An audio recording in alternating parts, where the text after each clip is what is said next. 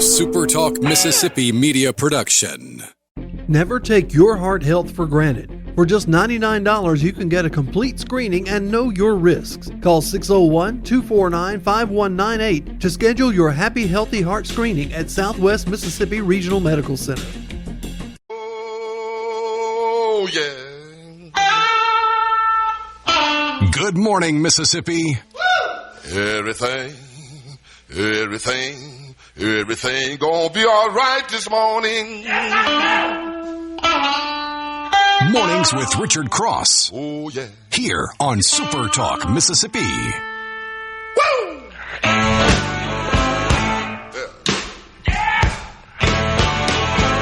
Now, when I was a young boy,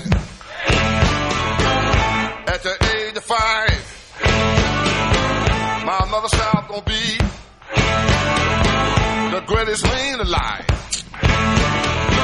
Friends, good morning. Welcome to Mornings with Richard Cross on SuperTalk Mississippi. I'm your host, Lance Talbert, in the studio. We are glad to be sharing part of your morning, sharing with you. Yeah, sharing the morning with you. Hope it's off to a great start. If you're just now rolling out of the sack, it's going to be a wonderful day. If you looked at the weather forecast today in the state of Mississippi, oh man, it is spectacular. We'll tell you about that in a minute. Also tell you that to the relief of some of you, in the 7 o'clock hour this morning, we're going to donate a pretty significant amount of time, dedicate a pretty significant amount of time to the Pharmacy Benefit Manager Conversation. Robert Dozier, who is Executive Director of the Mississippi Independent Pharmacies Association, will join us. And we will talk about the bills that have been passed by the Senate and the House and have been swapped. What's in those bills? Is there one or the other of the bills that makes more sense?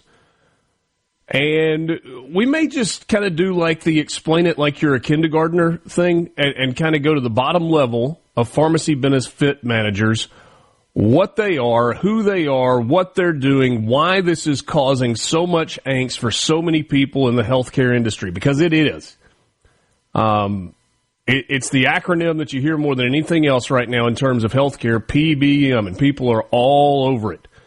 And Lance, I'm sure you've had folks reach out to you. I've had emails, texts, calls, Facebook posts tagging me, talk about this, talk about this, talk about it. We're going to talk about it. All right, we're going to get into it this morning and see if we can figure where this is going. Also, from Pine Grove Behavioral Health and Addiction Services, Dr. Leah Bennett will join us. We'll talk some about what's happening at Pine Grove, some of the behavioral health programs that are there, and some of the issues that young people and parents are dealing with. So a lot to get into with Dr. Bennett this morning as well. When I told you it's going to be nice today, I didn't lie to you. Greenville, checking in at 74 and sunny today. Steve Azar might get out and swing a golf club or two if he's in town. Meridian, I mean, you may need to pull out a swimsuit. 80 and sunny today in Meridian. Petal, going to be nice for you, 79 and sunny. What about in coastal Mississippi? A little bit of a strange weather phenomena. Waveland today, it's going to be 70 and partly cloudy. Normally, it's the inverse of that, right? Normally, we'd go to North Mississippi and say, yeah, it's 70 and it's partly cloudy. You're like, yeah, man, it's 80 on the coast. Nothing but sunshine. Well, flip it around today. I can't explain it, Lance. I don't know why it works that way, but sometimes it just works that way. Good morning, my friend. How's it going today? Man, it's going to be a summer day out there. Great. Yeah, what are you going to do with the sunshine? You going to get out and soak a little bit of it up? Oh, of course. Yeah, you got to.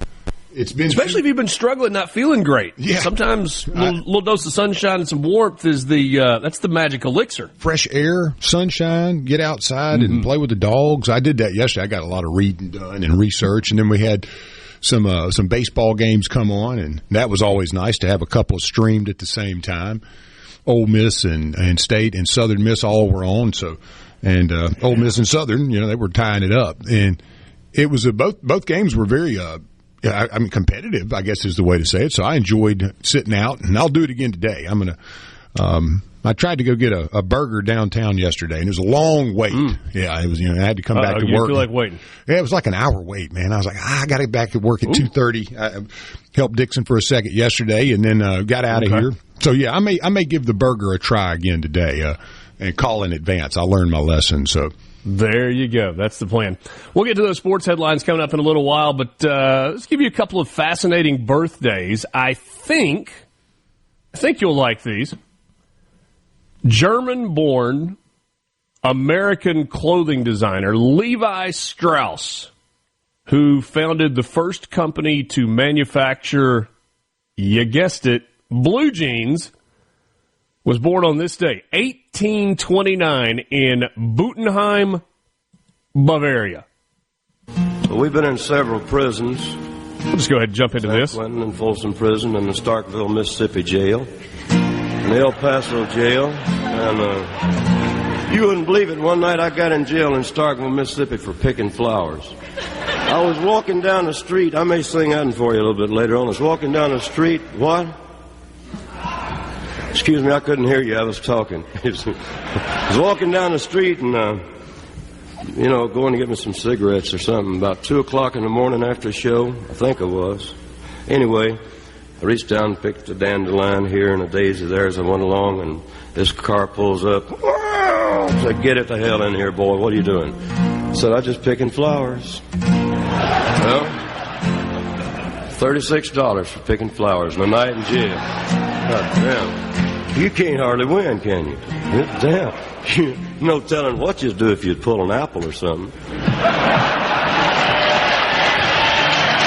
Well, I'd like to do this song on behalf of all you guys here at San Quentin to kind of get back at whoever you want to out there. In my case, I'd like to get back at the fellow down in Starkville, Mississippi that still has my $36. Well, the great Johnny Cash. Johnny Cash, born in Kingsland, Arkansas, 1932 on this day, February 26th, 1932. And a roster of hits. Goodness gracious. Yeah, can't even... favorite? You got a favorite? Yeah, Ring of Fire, probably, just because it was maybe one of the first I heard, and it was just one of those songs that was melodic and, hypnotic a bit, and I love that about it, and has a lot to, the North Mississippi Hill Country Blues has some of that hypnotism to it. I love songs that are repetitive and kind of pull you in, and I love I fell into a it's got a little Mexican mariachi sound to it also. Down, down, down. That was one of my favorites out of the gate, so it's hard not to shine on that one. But Tex Avery's birthday today too, and he was famous for one guy. Let's see if anybody remembers who that is. Talent. I can sing.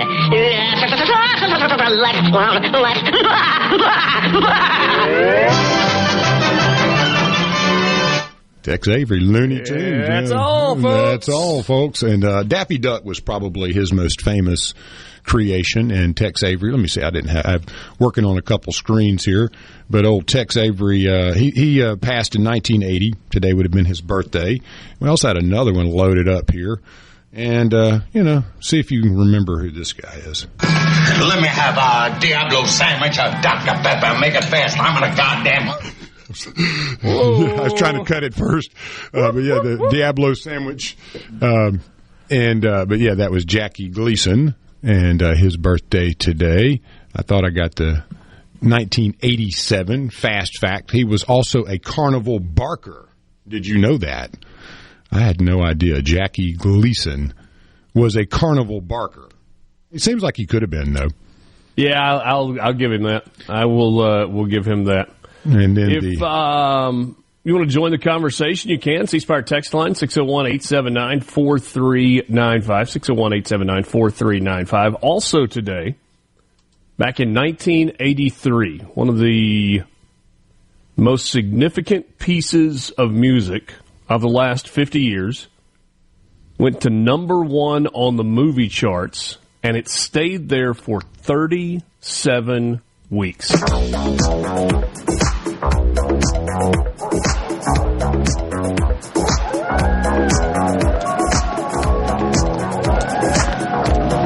Iconic video. The best. It's not funny. You were scared, weren't you? I wasn't that scared. Crazy. You were scared. Thriller. That video, it was like a movie. I really should have done a better job getting it to the part where you hear Donna.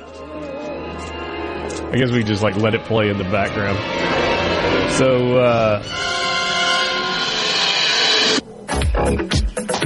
yeah. Anyway, that's what happened this day. Anything else this day? Yeah, I mean, you have some things like today is Tell a Fairy Tale, but also National Pistachio Day. So if you like. I had a whole bag full of pistachios, so it's funny that it was actually today that was Pistachio Day. I had a belly full of them yesterday. But got a couple other interesting things. First long-distance telephone call. It was placed in 1914 thanks to the Boston-Washington Underground Cable.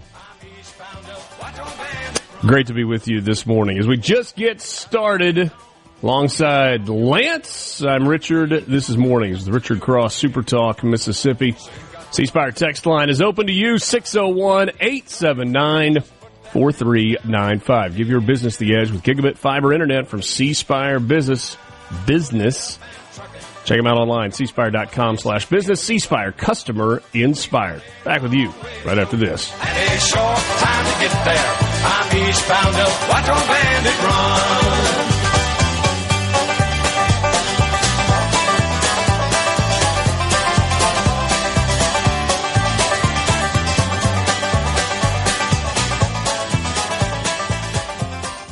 From the Bennett.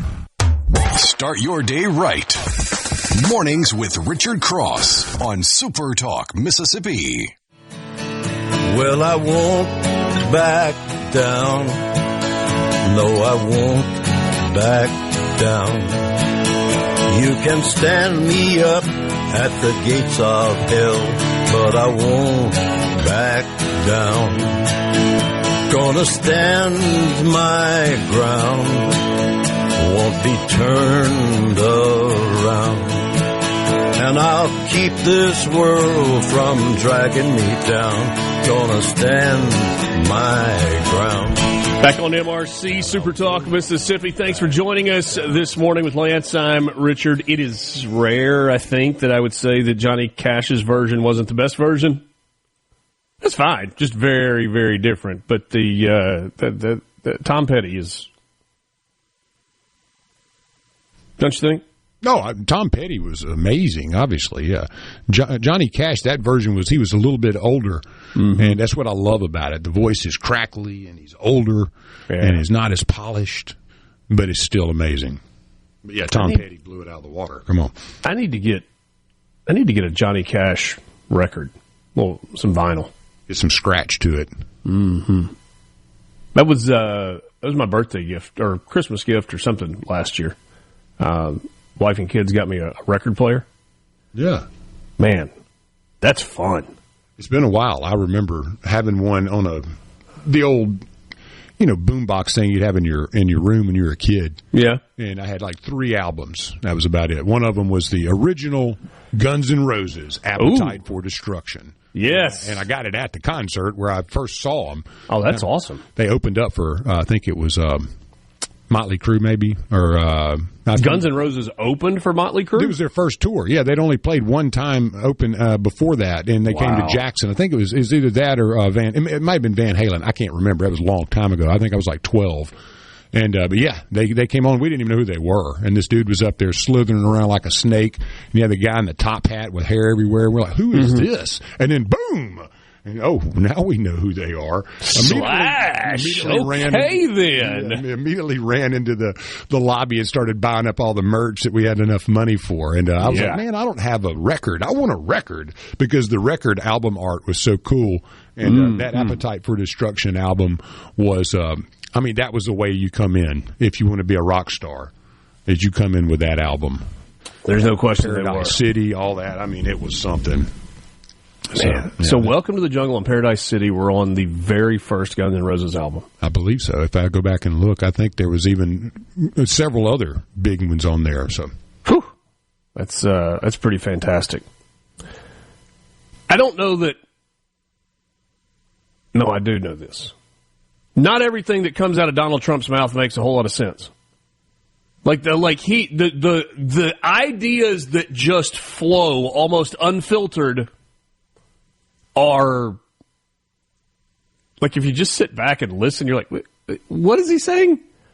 Like this gold card for immigrants where you could buy your way into the United States for $5 million? Like, I don't know about that one.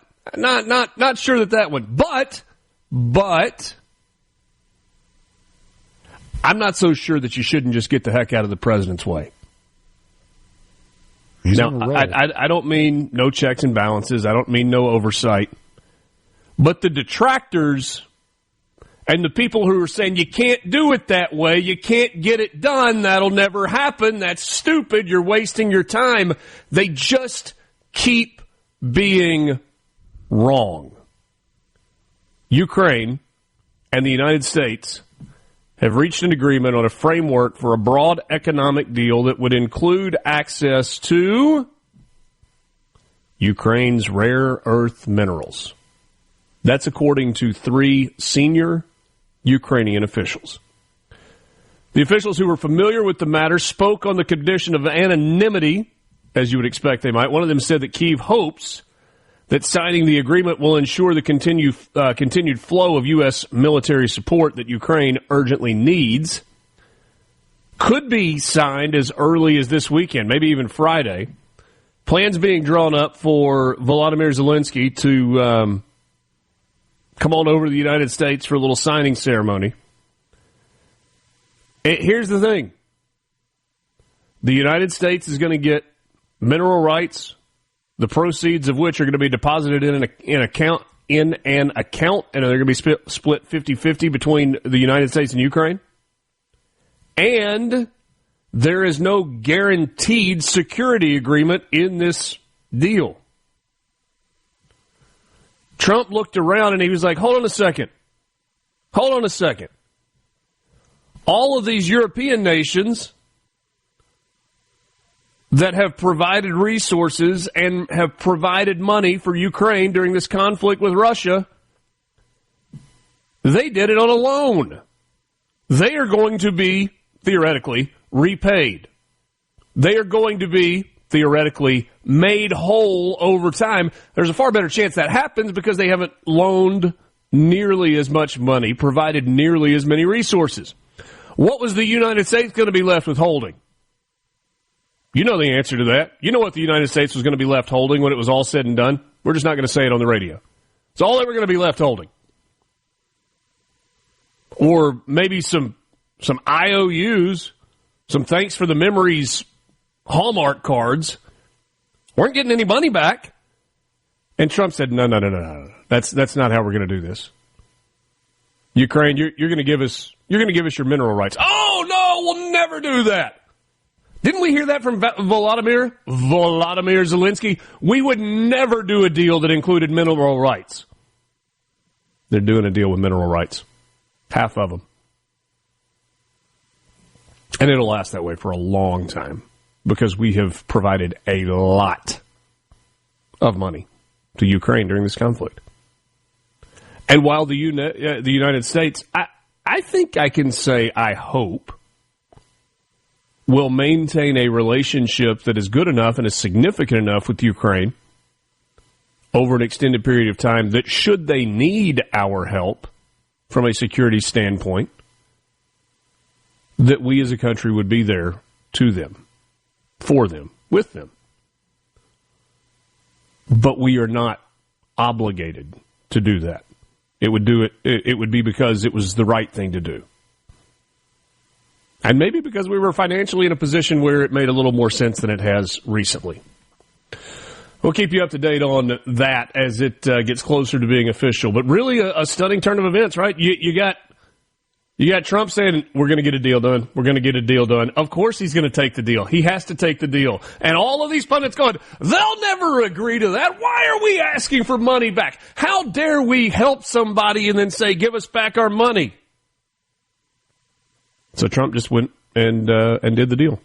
He empowered his people to go negotiate it. He told them these are going to be the terms. Now go negotiate it. And it's basically done. I want to go to the Trump school of negotiation. He Just wrote give me a book. a weekend. He wrote a book. Yeah, no, I want the face-to-face stuff. Yeah, well, The Art of the Deal. Yeah. A lot of people roll their eyes about that book. Trump, what's he? He's one of the world's great negotiators. He just is. What else have we got? We've got a Mississippi college student arrested for an alleged online bomb threat, now behind bars. Officials said the unidentified student took to social media to announce the threat, prompting MC's public safety office to be alerted. Clinton Police Department was notified of the post. The police were able to trace the threat to the student. They took him into custody on Monday. Don't do that. Don't be a moron. You can't hide anymore. You make a bomb threat, you're going to jail. Don't be stupid. Kids, if you're in the car with your parents this morning, there's the advice for the day. Don't be stupid. Just use some common sense. Bomb threats, bad idea. Even worse idea, carrying out a bomb threat, it's actually real, really bad idea there. Oh, wait. Do you remember last week, Lance? Just last week. Very controversial judicial order out of Hinds County. Oh, yeah. Judge. Jumped the gun a bit, maybe? Chancery Judge Crystal Wise Martin issuing that restraining order, that TRO against the Clarksdale Press-Register. Take down that editorial. We're not going to hear from you. We'll do that later. The later was supposed to be tomorrow. Clarksdale has backed off of its claim. They have said to the Clarksdale Press-Register, our bad. Now, apparently there was a little bit of negotiating back and forth, but then there are two pieces of the story. You got Chuck Espy, the mayor of Clarksdale, saying, well, the Press-Register said they were going to write a clarification and kind of let everybody know what was up. Now, Wyatt Emmerich from the Press-Register, owner of that newspaper, goes, no. The clarification offer was before you sued us in Hinds County. But that's how Chuck Espy sold it to his board. I am very thankful that this matter is now resolved due to the efforts of the owner of the Clarksdale Press-Register and the city of Clarksdale. I'm grateful for the compromise. Was there really a compromise? By the way, we're still waiting to find out if Judge Crystal Martin, in her infinite wisdom, is going to lift the restraining order officially, even though the city has requested it be lifted. We're back with you after this. From Sumner to Summit to Summerall, Richard has something for you. Mornings with Richard Cross on SuperTalk Mississippi.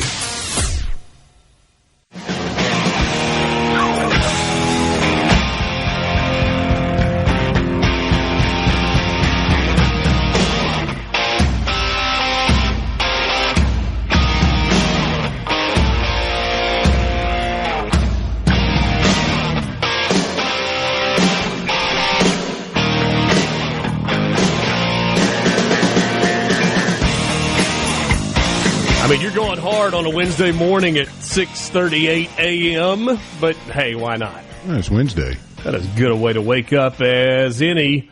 This is Mornings with Richard Cross, SuperTalk Mississippi. Thanks for joining us. C-Spire text line is open, 601-879-4395, 601-879-4395. Give your business the edge with gigabit fiber internet. Yesterday, a group of lawmakers in Mississippi promised to reinforce the state of Mississippi's support for Israel amid the ongoing conflict in the Middle East. Officials representing both Mississippi and the state of Israel announced the formation of the Mississippi-Israel Legislative Caucus.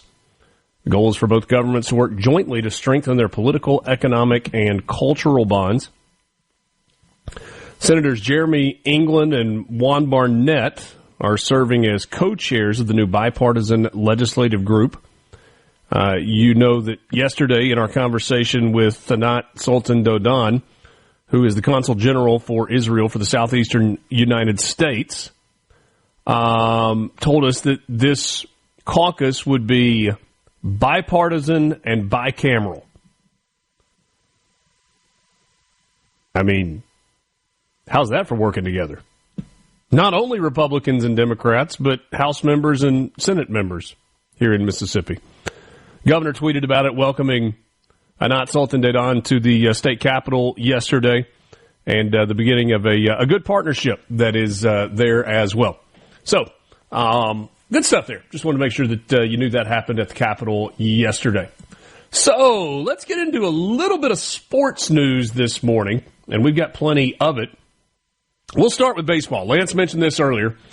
You had not one but two games yesterday in the state of Mississippi that were top 25 matchups, ranked versus ranked. They both started at 4 o'clock yesterday afternoon. Let's start with the in-state game.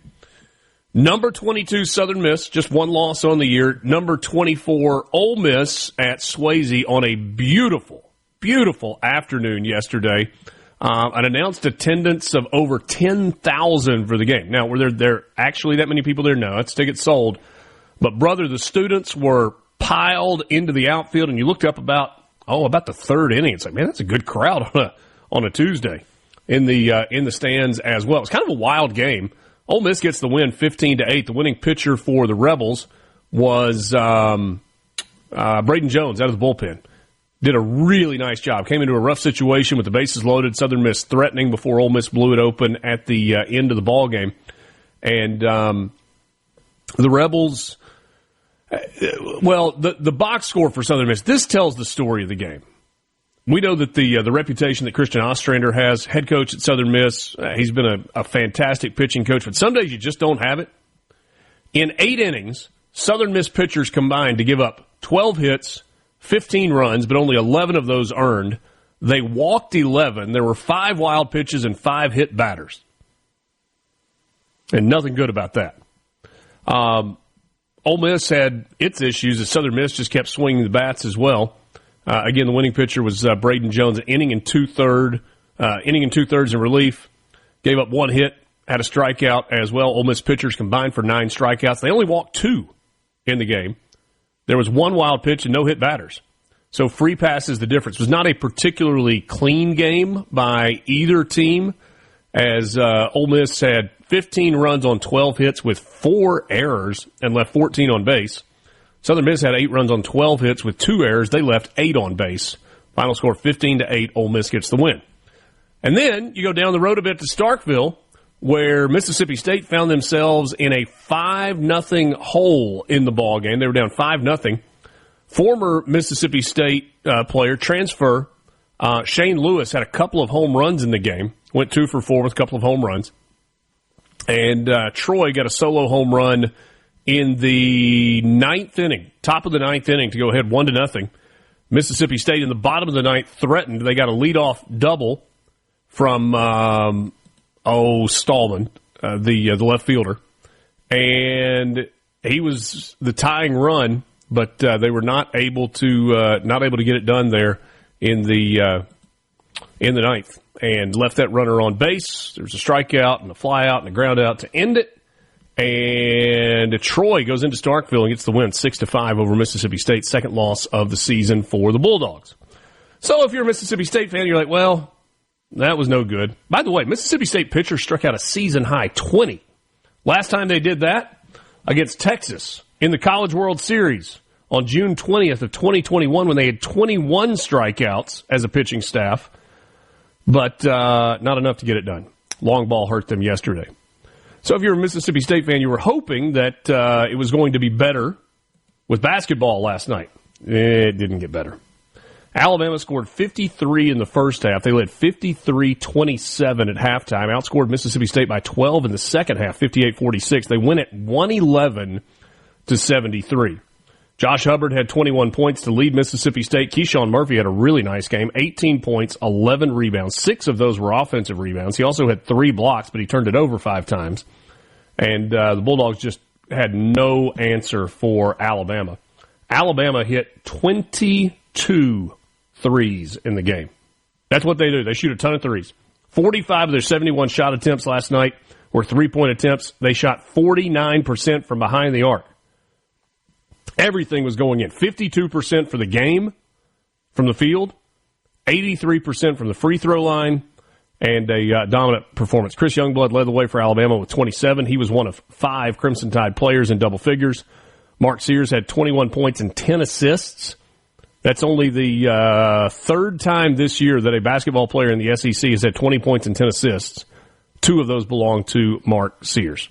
So a big win last night for Alabama. They moved to 12-3 in the conference, 23-5 overall. Mississippi State now a game below 500 in SEC play. They are 7-8, 19-9 overall, and the Bulldogs have lost 2 in a row. So after dropping one on Saturday at Oklahoma, couldn't get it done last night. Had a couple of other games in the SEC last night. Kind of an entertaining night of basketball. The most entertaining game was the one that was played in Athens, Georgia. It was a 6 o'clock tip-off, and Georgia at one point had a 26-point lead. They coughed the lead up and actually surrendered the lead with just a couple of minutes to go in the game, like a minute and a half left. But it was Georgia that got it done down the stretch, made free throws, 88-83, Georgia over Florida, just the 4th loss of the season for the Florida Gators. All 4 of those losses coming in SEC play. Tennessee went to Baton Rouge and won by 6, 65-59 over LSU. And Missouri, they put 100 on the board, 101-71 over South Carolina. Missouri, I keep saying this because it's so incredible. Last year, Missouri went 0-18 against SEC teams. Well, that's not right. They went 0-19 if you count the SEC tournament. They were 0-18 in the regular season. With 3 games remaining in the regular season, they have 10 SEC wins this year, 10-5 in conference play. Whew! How about that? That's some coaching there. 30-point win. Well, and some players, too. Yeah, I mean, you got to go get them, though. Yeah. Somebody added to the story from the Mississippi State baseball game, said lost 6-5, had 13 hits, left 14 on base. Pitching struck out 20. Troy only had 7 hits, left runners everywhere. Whew! They did.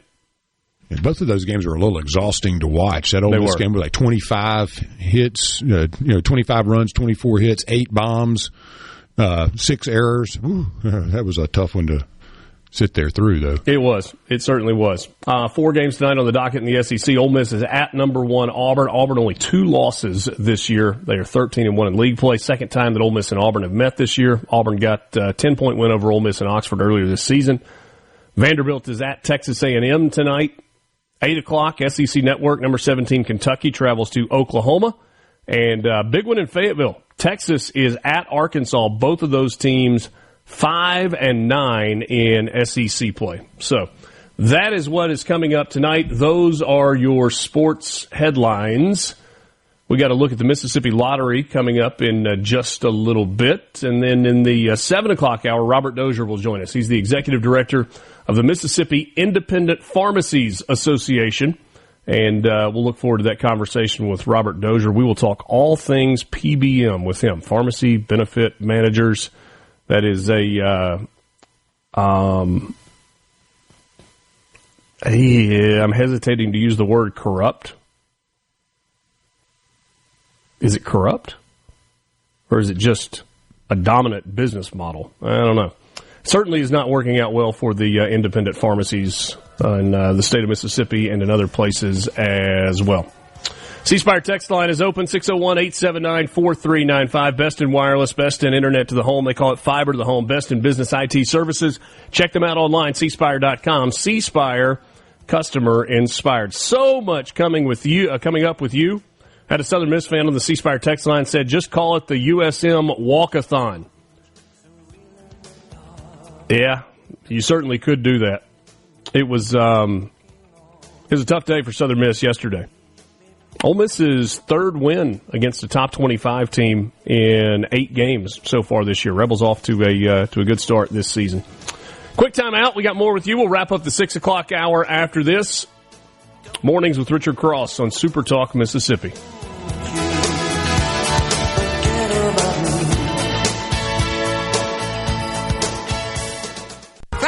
Morning, partner. The sun is up, the coffee is on, and you're starting your day right. Mornings with Richard Cross here on Super Talk Mississippi.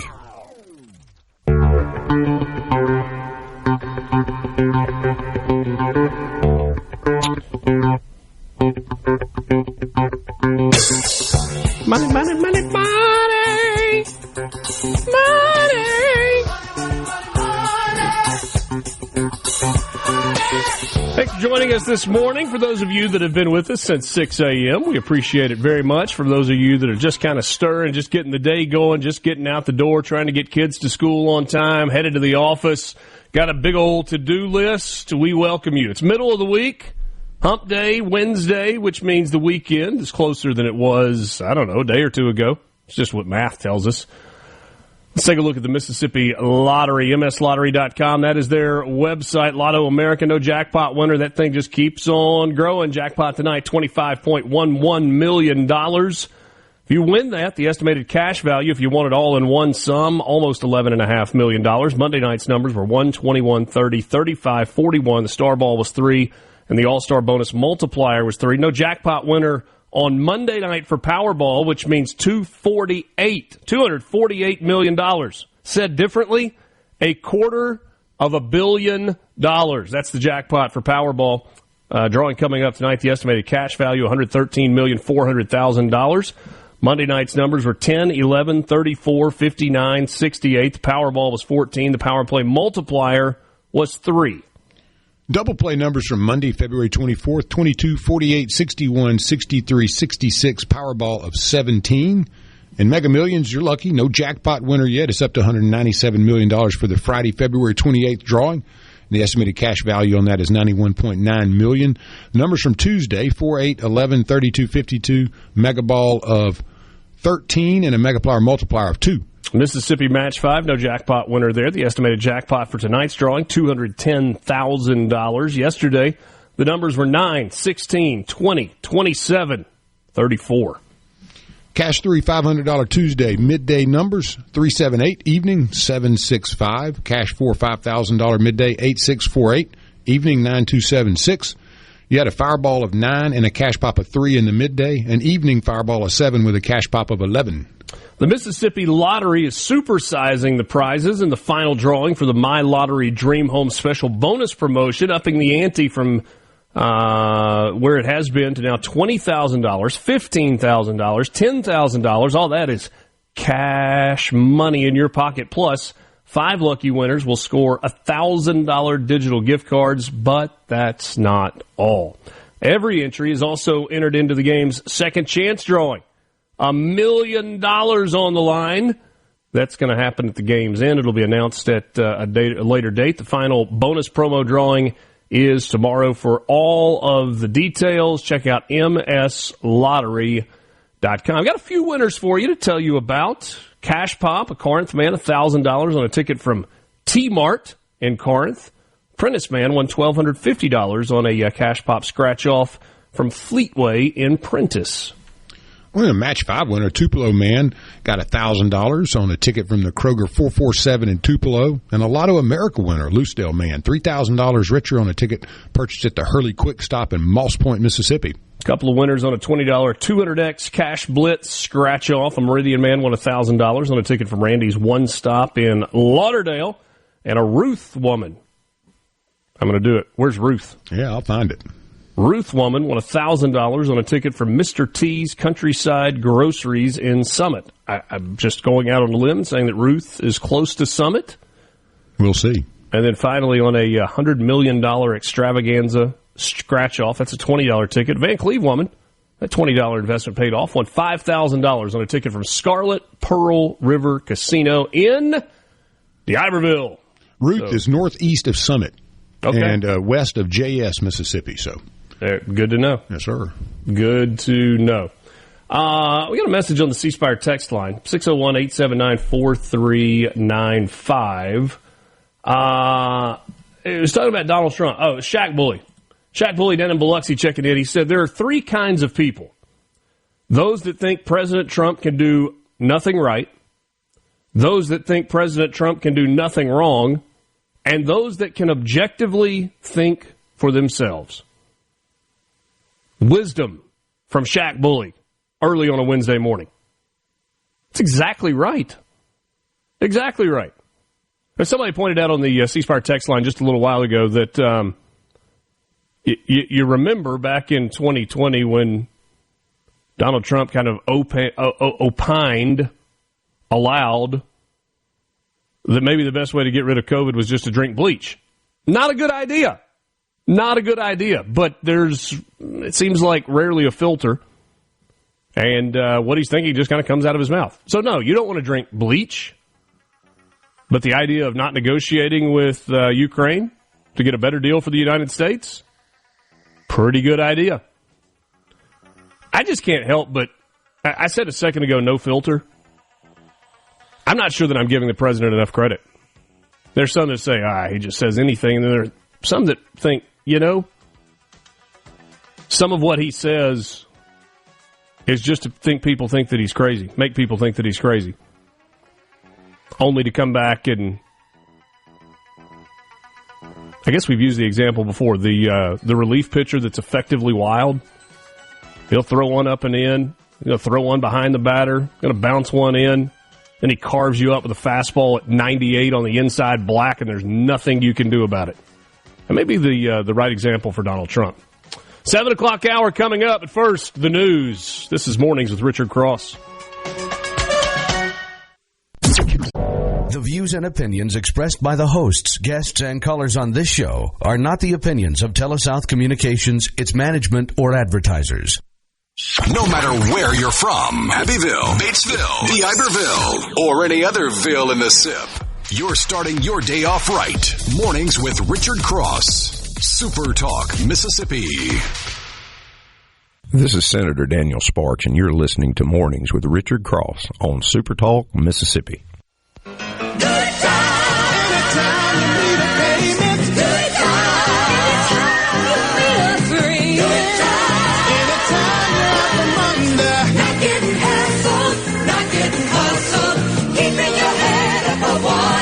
Good morning. You got it locked in on SuperTalk, Mississippi. This is Mornings with Richard Cross. We hope your morning is off to a good start. Moving a little slow.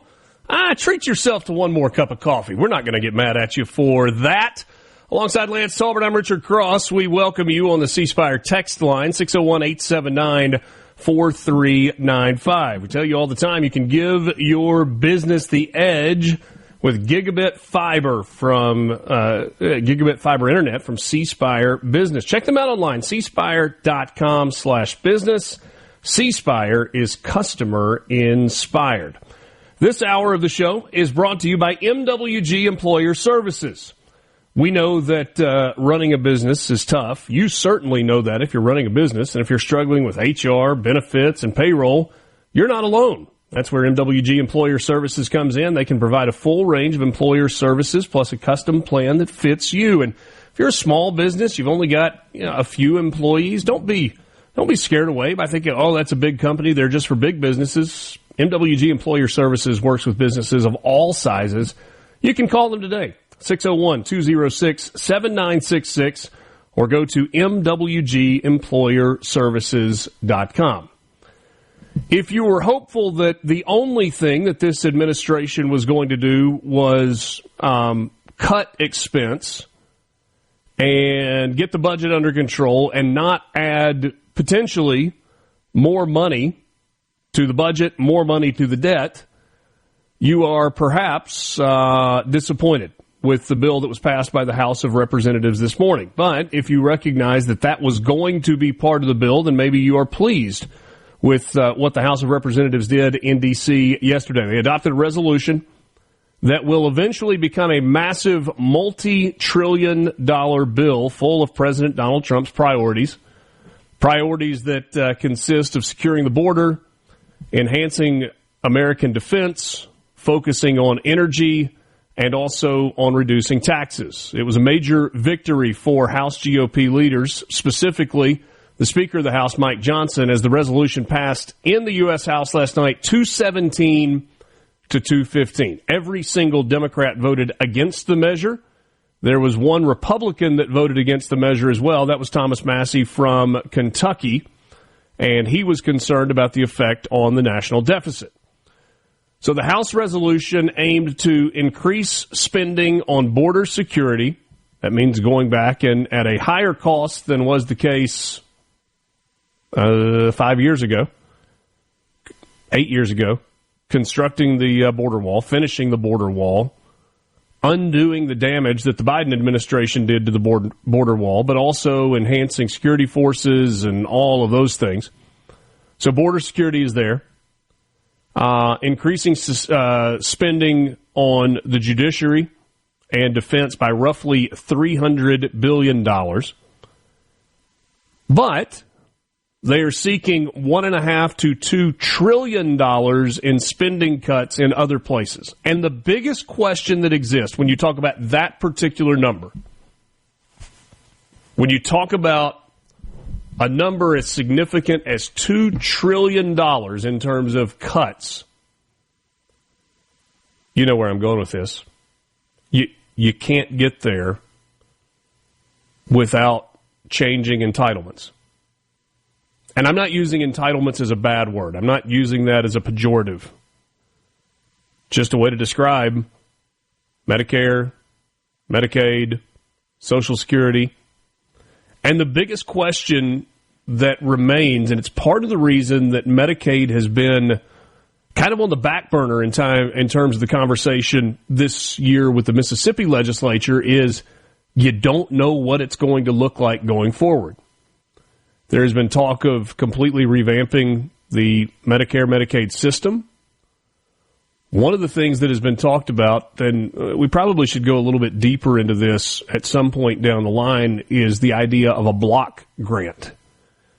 And that is, instead of subsidizing Medicare, Medicaid in the states, and you remember we talked yesterday with Delbert Hoseman. He talked about a $7.5 billion state budget in Mississippi, compared to the fact that we as a state spend about $20 billion a year, not 20 trillion, $20 billion a year. And the difference in the state budget and what is actually spent is federal money that comes to the state of Mississippi. And that includes about $7 billion that comes to help with the funding piece of Medicare, Medicaid. Like, that money has to come from somewhere, and it comes from the federal government. And then the state is on the hook for a percentage to make that program whole. It's one of the reasons that so many people have argued for Medicaid expansion, because there were pretty good incentives for states to expand their Medicaid rolls with a stipend or a payment from the federal government in the name of getting more people health insurance. Mississippi has been reticent to do that. The argument for doing that for many people has been like, look, we're already paying for this in other states through federal taxes that we individually are paying. And so why not create that same benefit for Mississippi State, the state of Mississippi and its people? The argument against it on the other side has been, yeah, but what happens when the government changes the reimbursement structure? What happens when the government is not spending as much money on Medicare and sending it to the states? You're not going to be able to take those people off the Medicaid and Medicare rolls, but you are going to be on the hook for the cost. And so this block grant idea that has been thrown around and talked about a lot has been federal government going to say, we're going to stop subsidizing the program. We're simply going to give you X number of dollars to administrate your Medicaid program in your state. And if you spend more than the amount of money that is allocated for your particular state, then you are on the hook for the remainder of it. How does that tie into tax reform?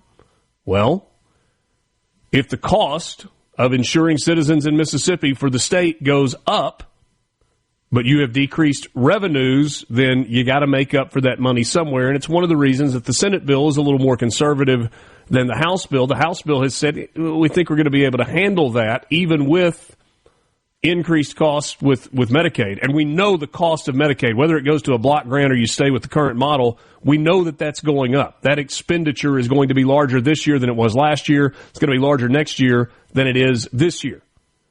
So there's caution there. The House has argued, though, that, look, we got $3 billion, give or take, sitting on the side, and we have the money to make that whole and take us all the way to zero over the course of 12 years in terms of eliminating the state income tax. And so this is all tied together in terms of revenue and expenses, and it's also what the federal government is dealing with. As written, the House bill that was passed last night, 217 to 215, would provide $4.5 trillion to extend Donald Trump's 2017 Tax Cuts and Jobs Act provisions. That bill expires at the end of this year. An amendment that was negotiated by the House Budget Committee Chairman Jody Arrington, he's a Republican from Texas, and other conservatives on his panel would also force lawmakers to make those $2 trillion in cuts or risk the $4.5 trillion for Trump's tax cuts getting reduced by the difference in what they are able to cut. And then the final piece of this, and there's more in the details than maybe even we've got time to get into right now, the resolution fulfilled Trump's directive to act on the debt limit, raising the debt ceiling by another $4 trillion, or roughly 2 years more of the debt ceiling.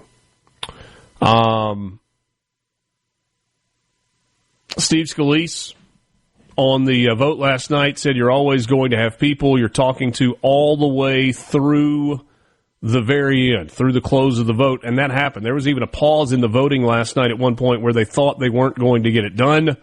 The president was involved with some calls. Other leaders of the administration were involved with some calls with representatives, and they ultimately got it across the finish line.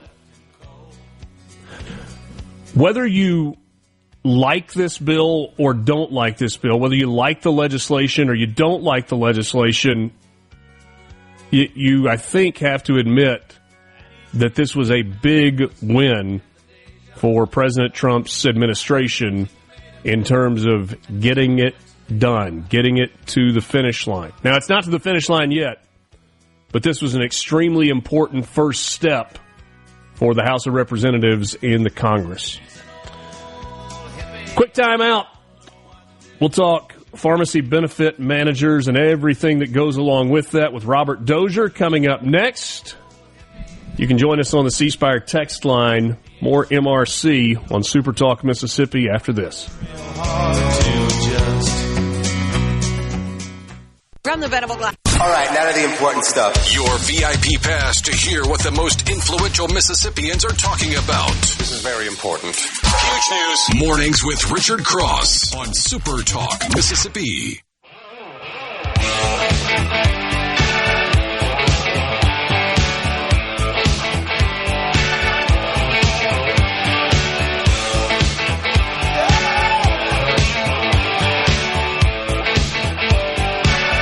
Welcome again, Mornings with Richard Cross on Super Talk Mississippi. We promised this for a couple of days. We're going to get into a conversation about pharmacy benefit managers, PBMs, the bills that the House and the Senate have passed, and what that legislation looks like, and what's going on with independent pharmacies in the state of Mississippi and in other states as well. You know, in every business model that exists, you have, you know, there are multiple layers, right? You've got the manufacturer or the person who creates or makes a product. And you've got the end user, but then there's the in-between. And more times than not, the middleman, that's a profitable place to be. The person in the middle between the actual product and the end user. That may be the very most basic way to describe PBMs. Our guest this morning, as we jump into this conversation, is Robert Dozier. He is Executive Director of the Mississippi Independent Pharmacy Association and is kind enough to spend some time with us. Robert, good morning. Thanks so much for joining us. Good morning, Richard.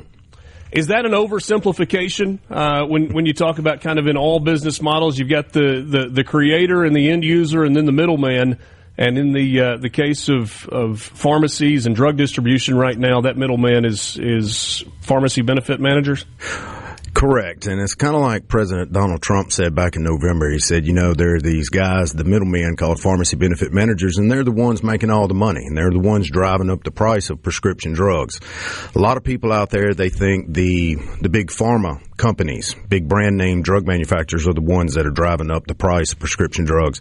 That's not necessarily the case. It's the it's the pharmacy benefit managers, and the employer groups suffer, the patients, employees suffer, and the pharmacies out there suffer. And we've had a problem not only in Mississippi but across this country for years about the high cost of prescription drugs. And the light is finally starting to be shined on the prescription problem, and it's the pharmacy benefit managers. This is probably a question that should come later in the conversation, but why can pharmacies not buy directly from drug companies? Used to, years ago, they did. And I'm talking probably 40, 50 years ago that they used to do that. The brand name drug manufacturers or the generic manufacturers, they sell to the wholesalers. And the wholesalers then in turn sell to the pharmacies. And it's just a way that the brand name or the manufacturers wanted to pursue. And it's a lot easier for them just to ship straight to one wholesaler, and then the wholesaler ships it to all of the pharmacies that are out there. And I guess in the medical field or the healthcare system, this is not a unique model. I mean, when you think about,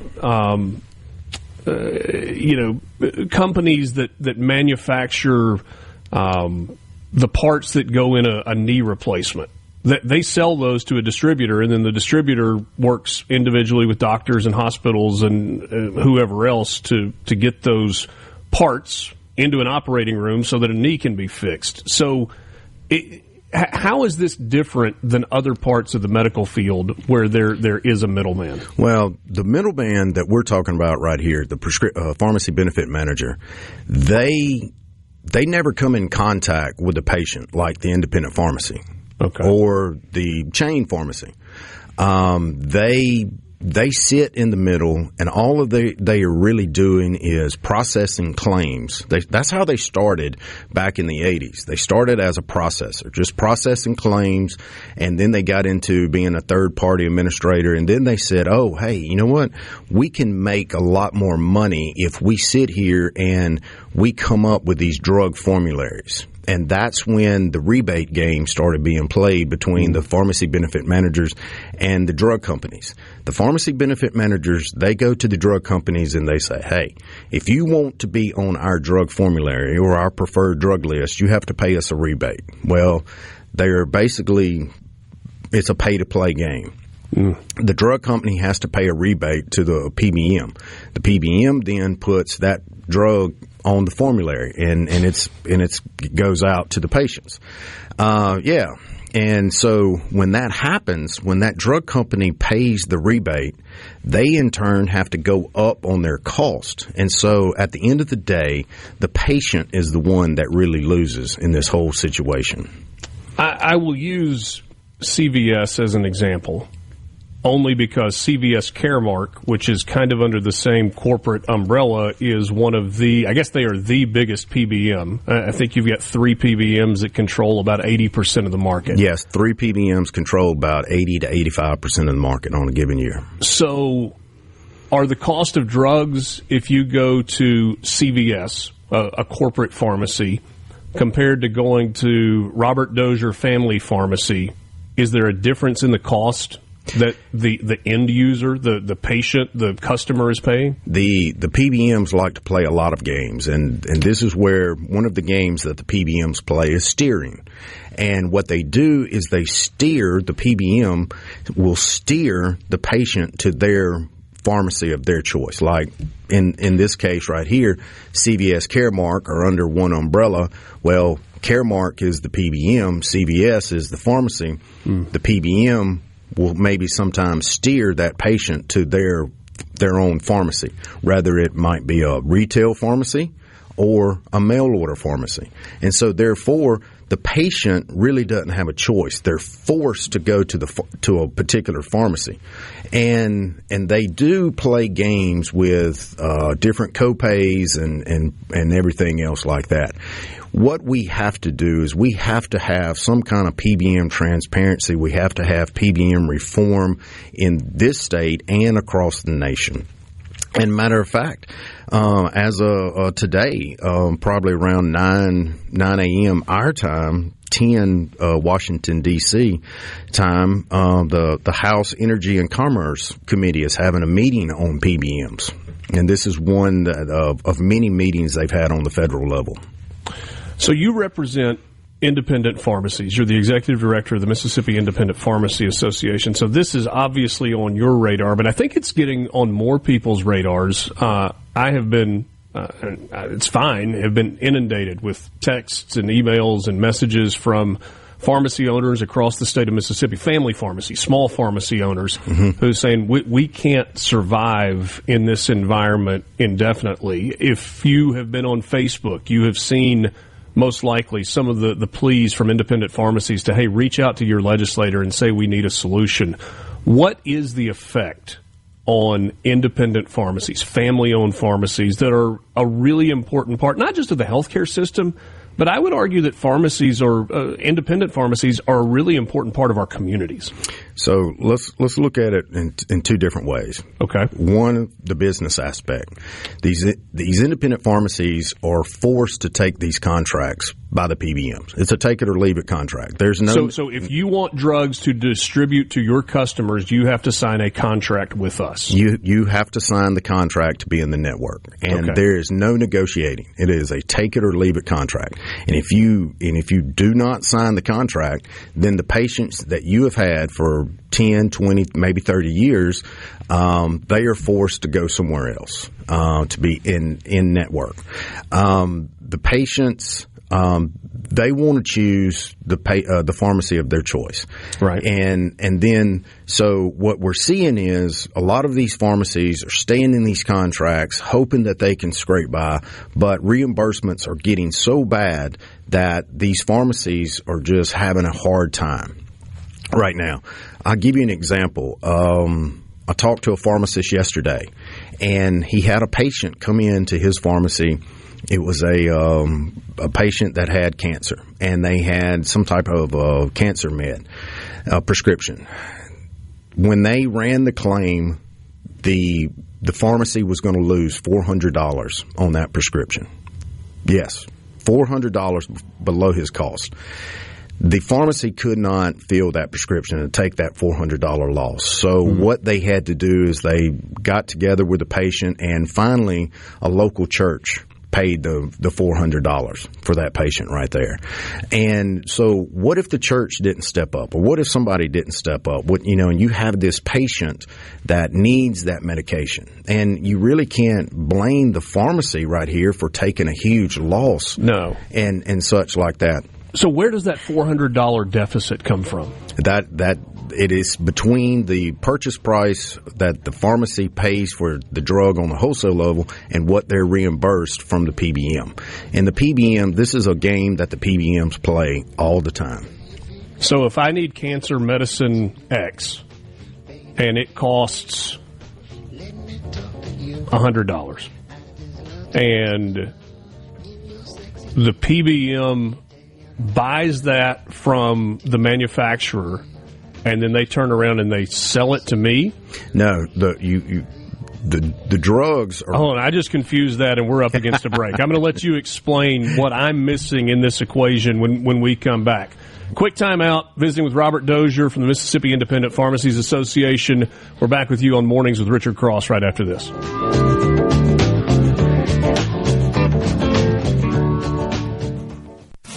Segment of Mornings with Richard Cross is brought to you by Covington County Hospital in Collins, where your health matters. Wake up, get up, and start your day right with Mornings with Richard Cross here on SuperTalk Mississippi.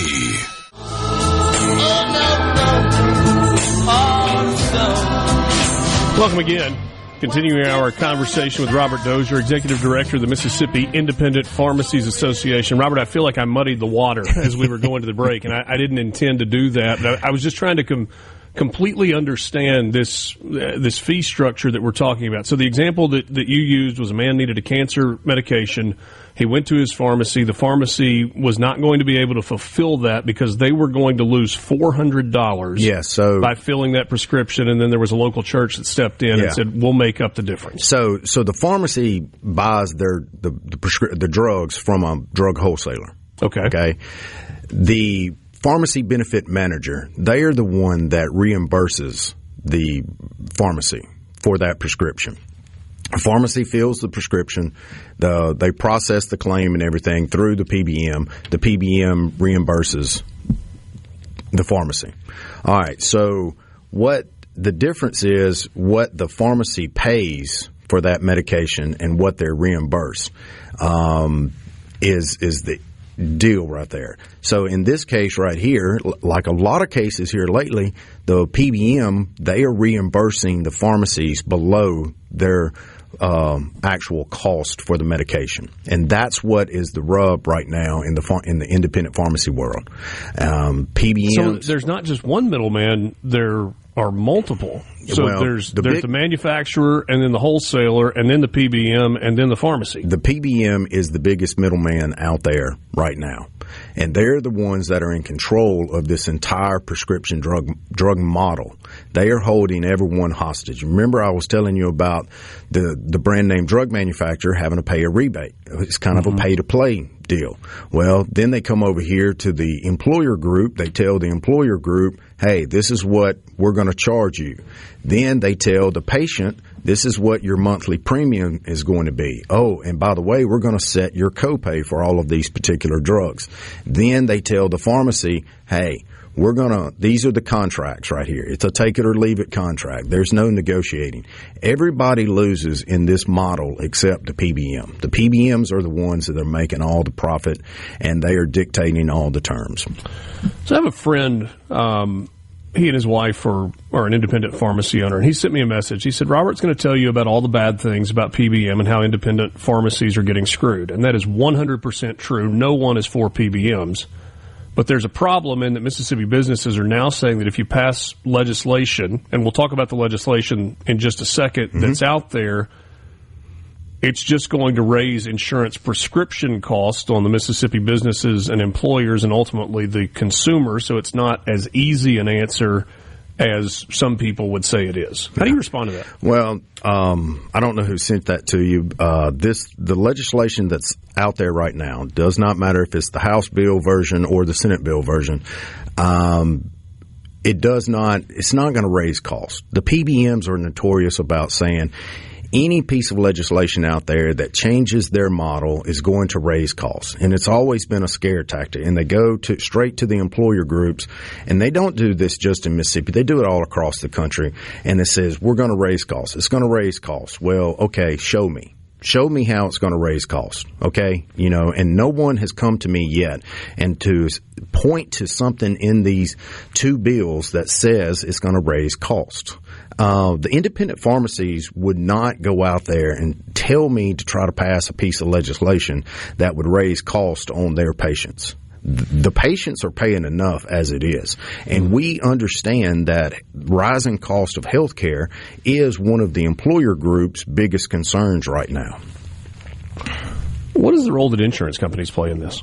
The insurance companies, they do a lot of the same things as the PBMs in some cases.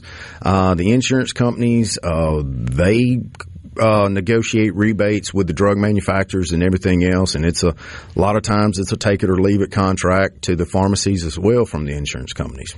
So very similar. They're running parallel. All right, so you mentioned it a second ago. There's a House bill that has been passed and has been sent to the Senate. There's a Senate bill that has been passed and has been sent to the House. Now they've got to try and find some common ground for the best solution that they can get to for the benefit of independent pharmacies addressing the PBM issue. What's the difference in the two pieces of legislation, and what is the legislation in a perfect world? What does that look like for you, for independent pharmacy owners? Oh, a perfect world scenario? Perfect. Is that just elimination of PBMs altogether? Well, maybe, but have the PBMs gotten so big that, you know, the old saying is too big to fail or what have you? We would have to probably readdress the entire healthcare system right here. But we definitely need PBM reform and PBM transparency out there. The big difference is we have Senate Bill 2677 and House Bill 1123. Okay. The Senate bill is a more comprehensive with broad amendments to the existing PBM regulations. It does a lot, just like the House version does, but it's adding more stuff to it. You know, we're licensing these Pharmacy Services Administration organizations. We're putting some anti-steering provisions in there. We already have some anti-steering provisions, laws on the books. We're just kind of tightening them up a little bit to where the PBMs don't slip through the loopholes in one thing after another. The contract transparency, we're basically saying these PSAOs, they have to provide a pharmacy a copy of their contract, and that's a whole nother issue over there. Pharmacies, they have these entities that sign contracts on their behalf, and they can't even get a copy of the contract. So what we're saying is, hey, if you're going to be doing this, you need to be able to get a copy of your own contract. The 2677, it would require that these prescription drug cards that are out there pay within 7 days. A lot of times they pay within, 30, 40, 50 or 60 days. And that's a lot of money that's on the books that these pharmacies need right there. The House bill, the House version, it's more looking toward reporting and some transparency aspects.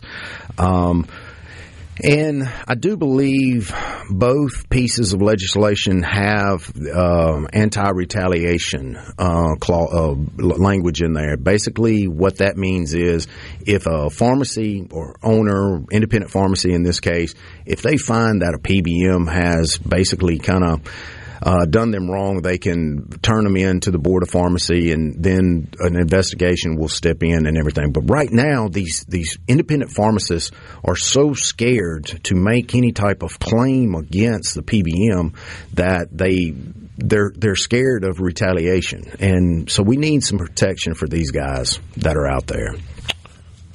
You talk about retaliation. I mean, could a PBM say to a pharmacy, we're not going to reimburse you, period? They could kick them out of the network. If you're not in the network, that means people can't go there and hand you their insurance card. That's correct. That's correct. You could buy it, but you just have to pay. You'd have to pay cash. Yeah. I'm thinking about the entire model, and I mean, I get that this is bigger than what we're talking about today, but at the federal level, could the federal government say there's no... Maybe the better question, what is the positive role that PBMs play? Because if they're in this scenario, there's got to be some benefit to them being there. Or is there not? I mean, if you just took PBMs across the board and you said, okay, there's this supply chain from the drug manufacturer to the wholesaler, the PBM is here in the big middleman, and they're making all the money. If you just were able to physically lift the PBM out of this supply chain process, what would it change? You would have you'd probably have better healthcare outcomes, because the PBMs, they sit here and they say, we are the ones that are helping keep prescription drug costs lower. Well, as far as I can remember, prescription drug costs have steadily gone up, and then patient outcomes, they really haven't improved over the years either. Americans, we're sitting here, we're taking a prescription for everything that's out there, and if the PBMs were really doing their job, prescription drug costs would be going down, and Americans would be probably more healthier. But the problem is, when you really get to looking at it, the PBMs, if they start driving the cost of the prescriptions down, they're going to work themselves out of a job. And they have to keep the prescription drug cost up. If not, they're not going to be profitable to their shareholders. Is there any legislation at the state level that really changes this? Our association, we really like the language in 2677, the Senate bill. Okay. And now, is it perfect? No, it's not. Our association had to give up a big part of that legislation. We felt like that was something that we could give up and everything. Really didn't want to, but you don't always get everything in the legislation. What did you have to give up? Well, we were looking at more of a change in the fair reimbursement model, more of a cost plus model than the one that we use or are forced to use now. Well, I'll ask you that on the other side of the break. We'll wrap Sure. up the conversation with Robert Dozier when we come back. He's executive director with Mississippi Independent Pharmacies Association. Take a time out. Look, there's no doubt this is a complicated issue. It's a complicated subject. The people that tell you, oh, it's simple, it's just this, maybe I'm not very smart, but that feels misguided. We're back with you right after this on Mornings with Richard Cross. From the Venable. You're waking up to what's happening. Mornings with Richard Cross. Right now on Super Talk, Mississippi. Maybe I'll start tonight. You'll learn to cry like me. Baby, let's just wait and see. Thanks for being with us this morning. This is Mornings with Richard Cross on Super Talk, Mississippi. Robert Dozier is my guest. We're talking about PBMs and independent pharmacies, specifically in Mississippi, and the plight that they are facing right now. Robert, who regulates PBMs? In the state of Mississippi, the Mississippi Board of Pharmacy licenses and regulates the pharmacy benefit managers. Didn't you say earlier that the pharmacy board can't go in and investigate?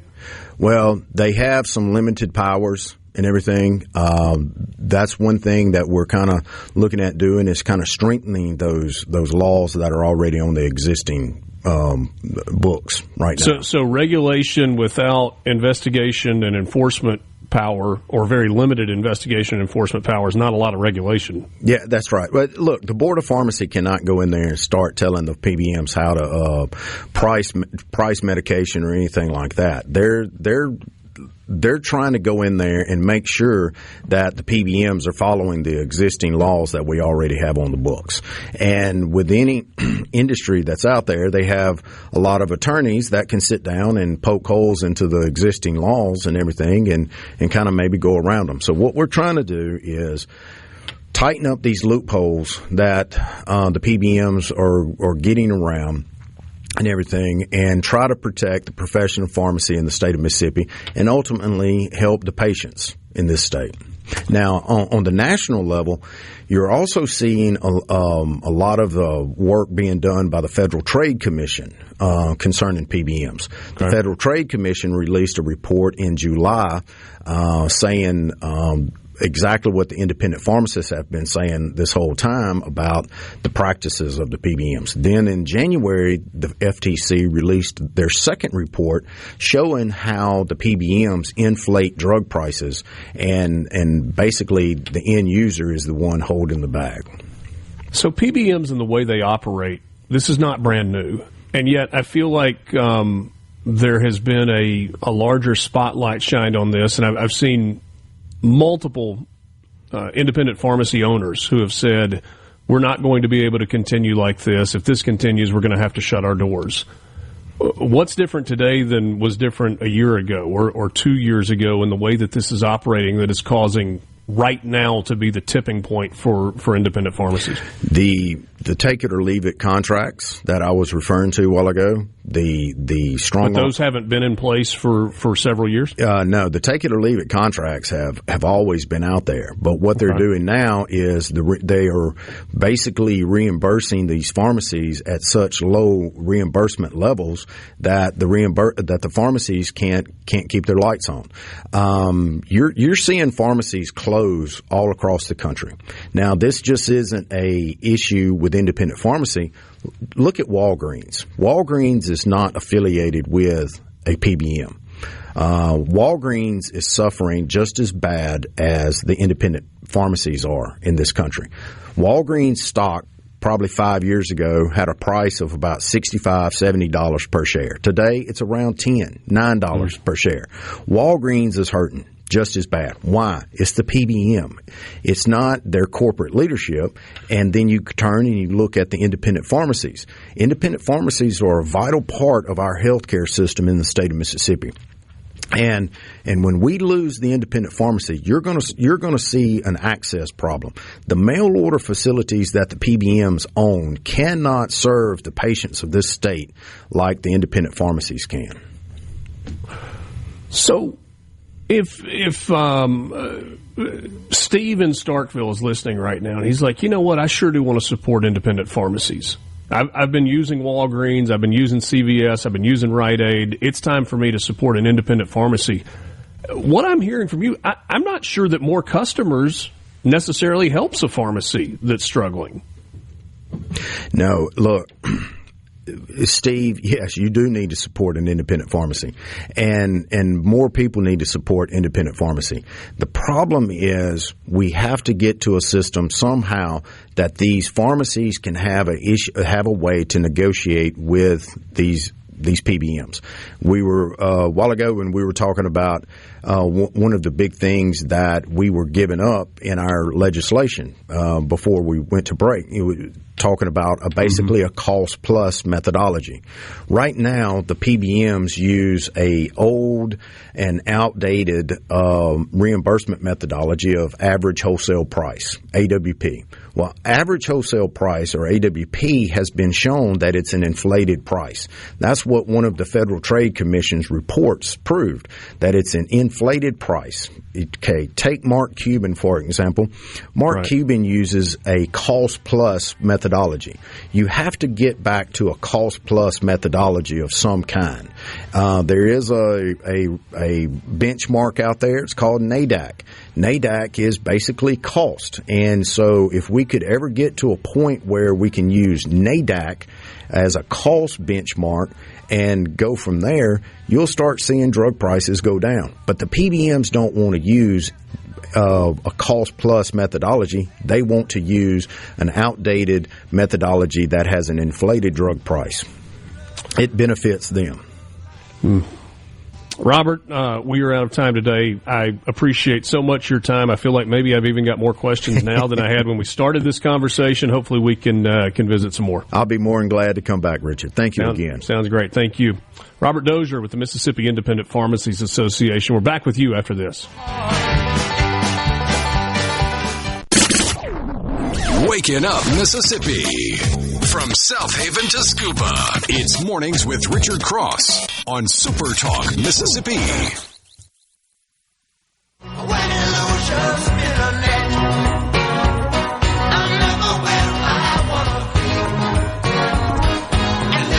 My thanks to Robert Dozier from the Mississippi Independent Pharmacies Association joining us in that 7 o'clock hour.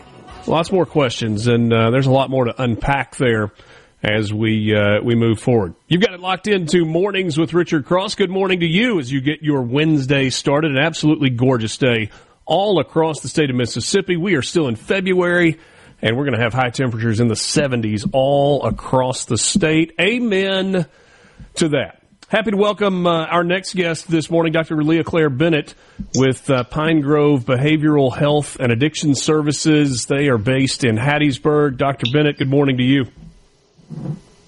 Good morning. Thank you for having me, Richard. Thanks for joining me. I appreciate it very much. You've been with Pine Grove since 2005 as a licensed psychologist, and we know that the topic of mental health is one that continues to the topic continues to grow, but also the willingness for people to openly talk about mental health issues has grown. I know stigma is a word that gets used a lot when we talk about mental health, but it feels like a lot of that stigma, if it has not gone completely away, has at least lessened. It's definitely lessened. I would not say it's gone away. There's still a lot of judgment that occurs with mental health and people with mental illness. But we are moving in the right direction, I would say, for sure. What are the biggest issues that you're facing right now with patients that are coming to Pine Grove, whether for mental health issues, behavioral issues, or addiction issues? What's the kind of leading cause of people coming to take advantage of Pine Grove services? Well, here at Pine Grove, we have a huge range of different types of patients that we treat here. And there are lots of different contributing factors to those. I mean, from the homeless population we're seeing a lot of meth use, a lot of really severe mental illness with psychosis, hallucinations. That is a huge factor for that population, all the way to our professional programs and our addiction programs. It's a lot of issues that contribute. I think people are definitely, like you said, increasing their awareness of mental health. But being able to cope with stressors and being able to understand best practices of how to deal with issues that they're facing is still somewhat limited. And so in helping people learn healthier ways of coping, healthier ways of dealing with the stressors that they're facing is really what people need more assistance with. I know there's a correlation that exists between addiction and mental health issues. How big is that correlation? Is it 100%? Everybody that has an addiction issue, there is a mental health issue that is tied to that, or something less than that? I would never say it's 100%, because that would be hard. But you definitely see, drinking and substance use is a maladaptive coping mechanism. So people are feeling stressed, anxious, depressed, all kinds of emotions, and then they will turn to substances in order to deal with those emotional stressors or triggers that they're having. And so addiction is also, there's a genetic predisposition to addiction.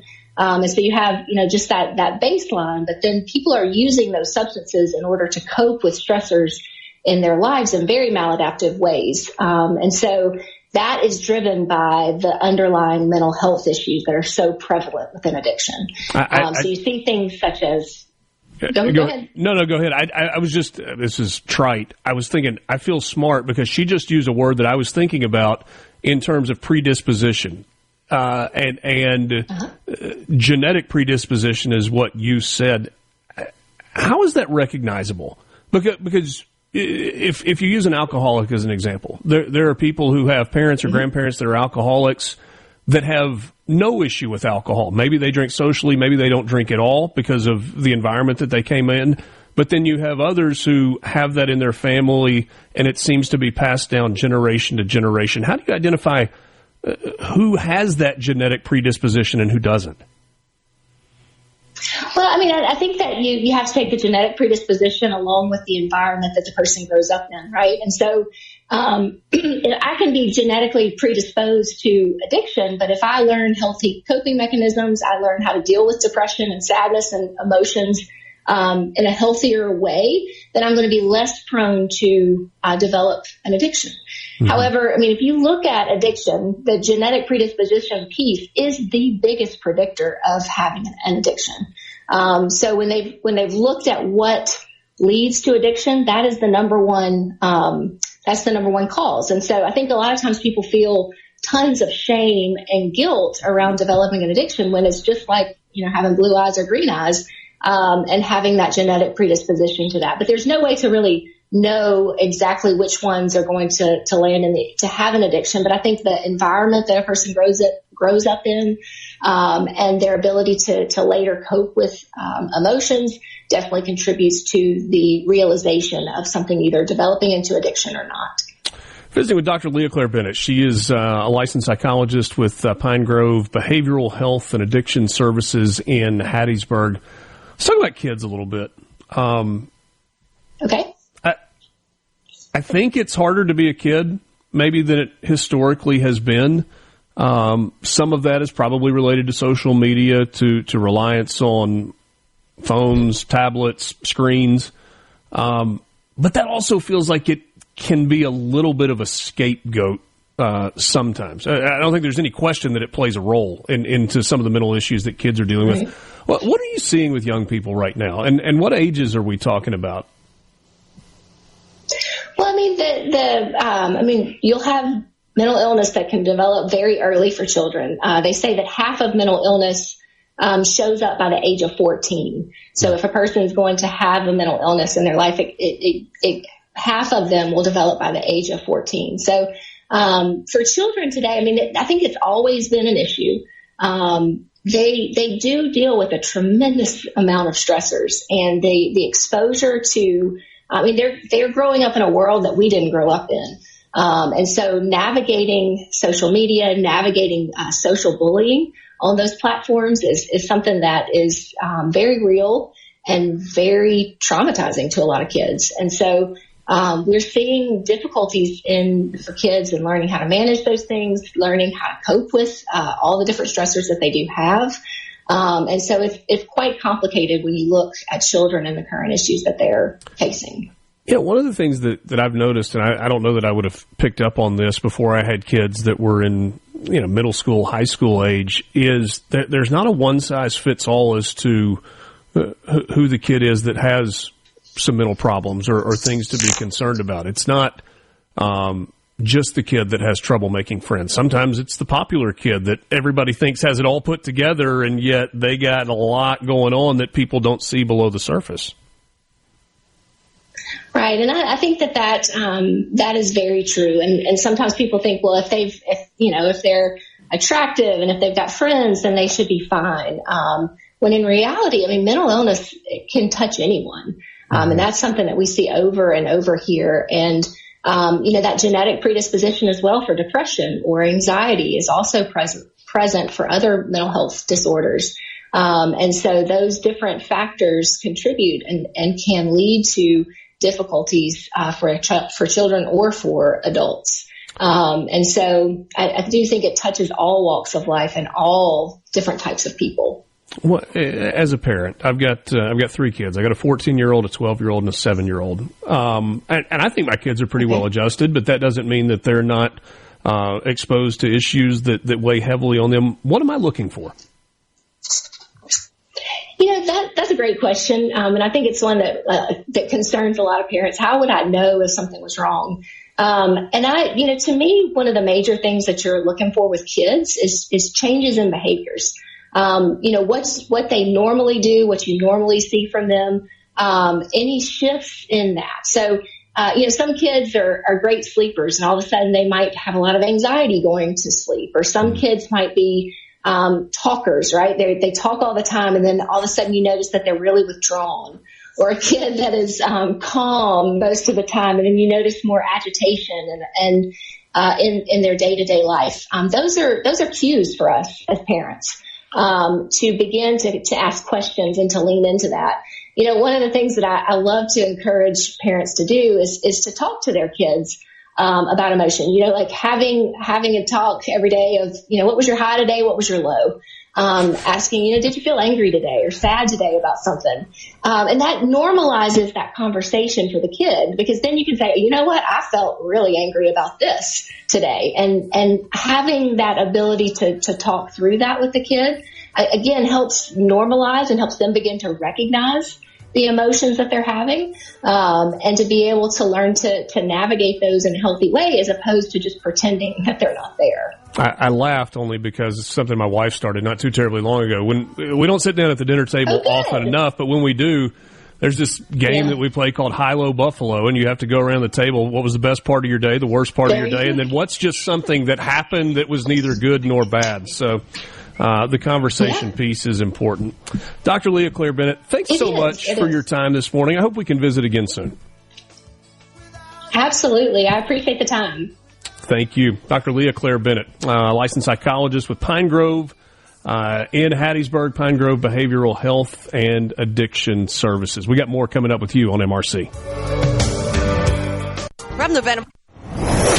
Want to know what's happening in Mississippi politics? Yes.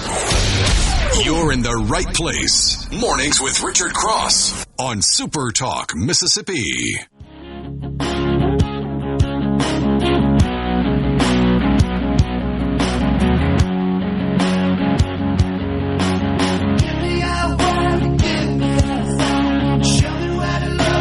C-SPAN Ceasefire text line is open to you at 601-879-4395. You can jump into the conversation that way. You want to hit me up on Twitter, you can do that as well. It's Richard Cross STM or Mornings Cross. And Weston sent me a message, says PBMs make their money by charging your insurance company much more than they reimburse to your pharmacy for your prescriptions. They manipulate the rebate model to make it look like they are controlling employer costs when they're actually inflating them. We're going to continue the PBM conversation. It's fascinating and it's complicated. I do still think that I asked a question that I asked of Robert a little while ago. And I don't mean this as a negative toward him at all. We were limited on time. That's what happens if you just pull the PBMs out of the model. What if at the federal level they say pharmacy benefit managers are no longer going to be able to allowed to operate in this space? If pharmacies want to put together, if you're big enough that you can deal directly with the wholesaler, great. If you are a small pharmacy that doesn't have the ability to work directly with the wholesaler, then you can become part of an organization and have, group negotiating or whatever. But what if you just took the negotiation out of it? And maybe that's the cost plus model that Robert was talking about. It says, look, the drug company sets the wholesale price at X. And they sell to the wholesalers. And the wholesaler is then kind of the clearinghouse going forward, and the wholesaler is allowed to charge X plus whatever percent. And I mean, different industries price their things differently, right? I mean, if you buy jewelry, the markup on jewelry is significant. If you go to your favorite store and you buy a new shirt, the cost that you are paying at the register at retail price, like no discounts, no sales, nothing like that, no rebates, just you buy a shirt, it's about twice what the wholesale cost was. Right? So you want to buy a blue golf shirt and it costs $80.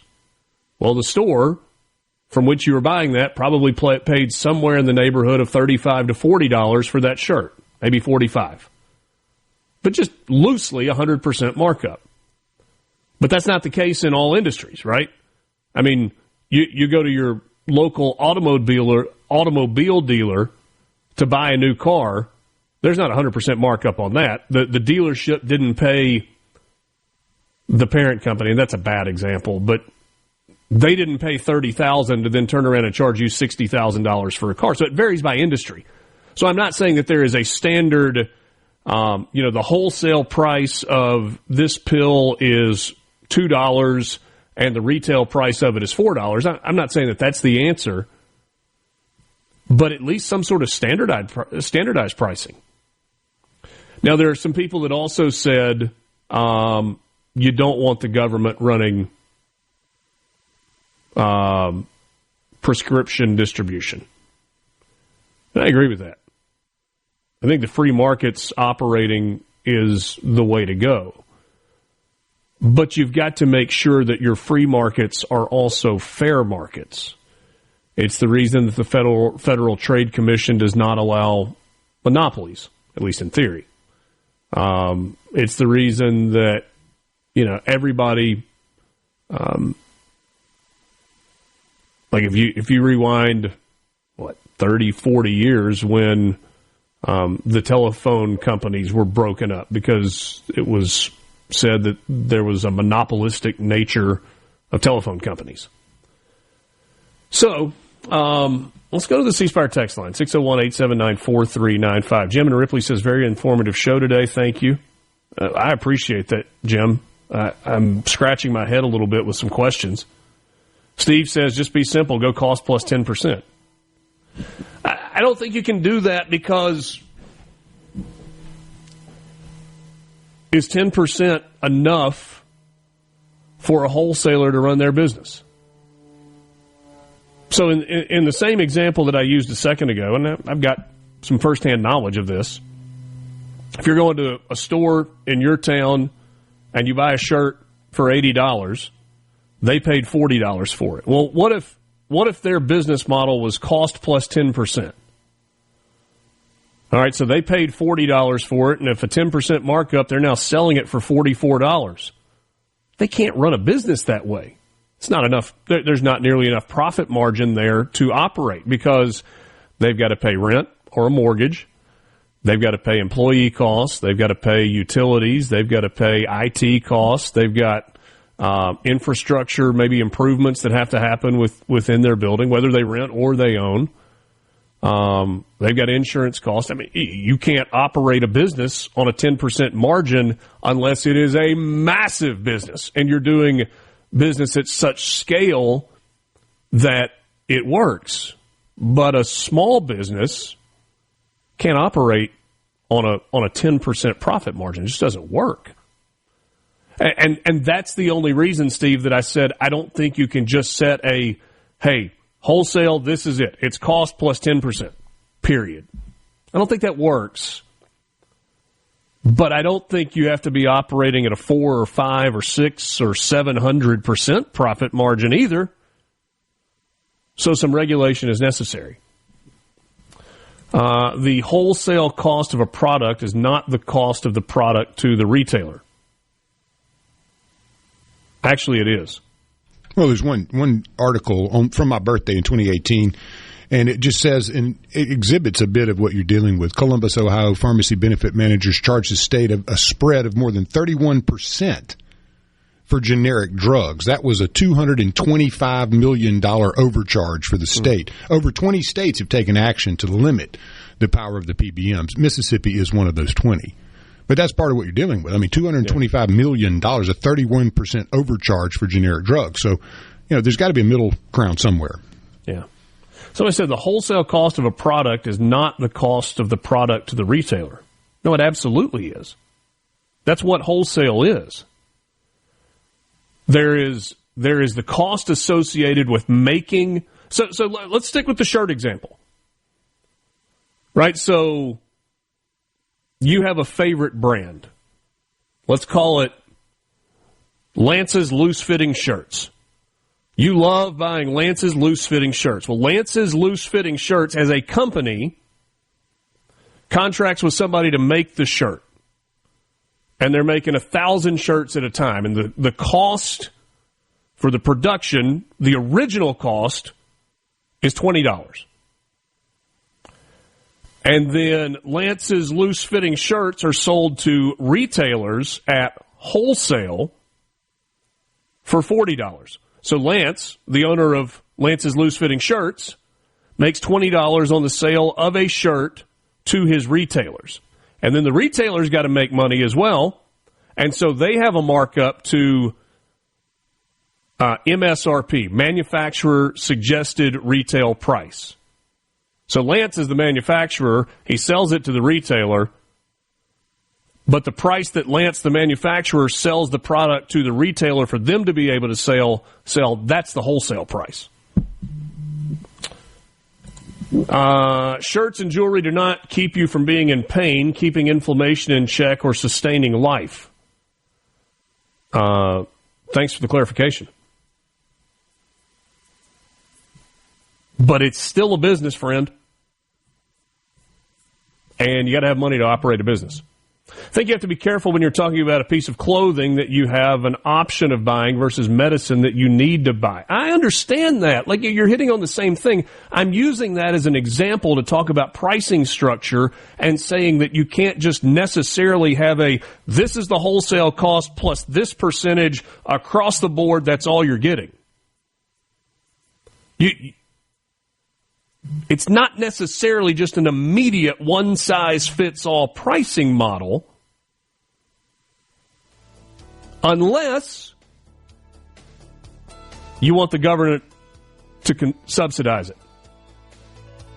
Right? You want it is cost plus 10%, period. Okay. Well, you can't run the business for a 10% margin. So what do? You have the government kick in money. Which means what? You pay more taxes. Jason and Starkville, do people not realize the money it takes to research and develop such products? Well, that gets back to what the drug manufacturer is selling it to the wholesaler for. We're leaving the wholesale model, the wholesaler in this supply chain model, in this hypothetical. We're just taking the PBM out. So there's still a middleman, but there aren't two middlemen where one of them is making 300% profit.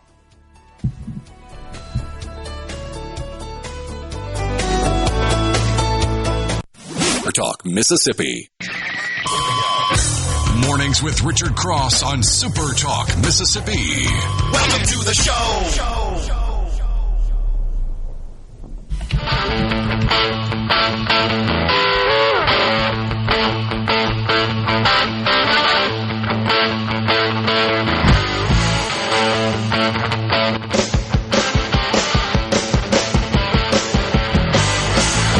Good to be with you this morning on Mornings with Richard Cross. A lot of messages on the C Spire text line, 601-879-4395. Kenny says insurance companies own the PBMs. It's not exclusively true. You do have insurance companies. United Health Group owns OptumRx. Cigna owns Express Scripts. Humana owns Humana Pharmacy Solutions. But you've also got the biggest PBM, Pharmacy Benefit Manager, in CVS Health or CVS Caremark. CVS Health owns Caremark, the PBM, but you've also got CVS Pharmacies under that.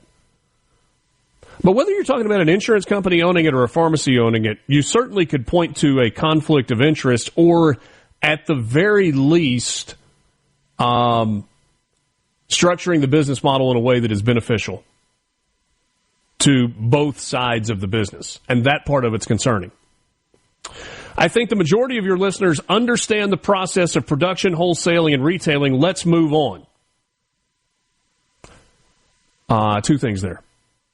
One, the messages coming in on the C Spire text line, and I know that's not representative of the entire audience, say that, no, there are a lot of people that don't necessarily understand the process of production, wholesaling, and retailing, and I'm trying not to take offense to let's move on, but I don't come to your work and tell you to move on to something else because I'm tired of you doing what you're doing.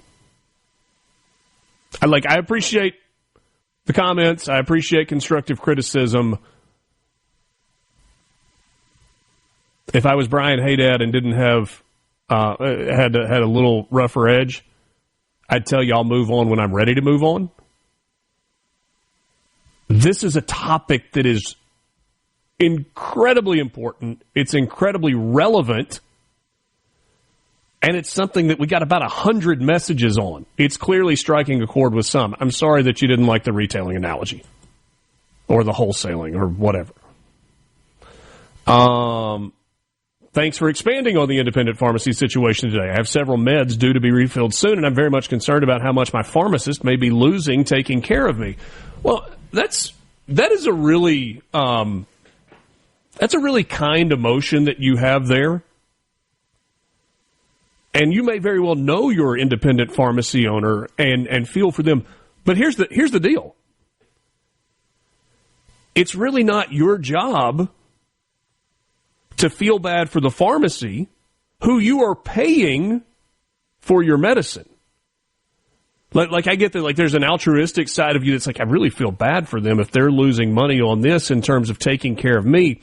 But the problem is not with them taking care of you. Like that's the job. That's the reason they're in business. And frankly, that's the reason a lot of people go to pharmacy school and become pharmacists is because they have a heart for caring for patients.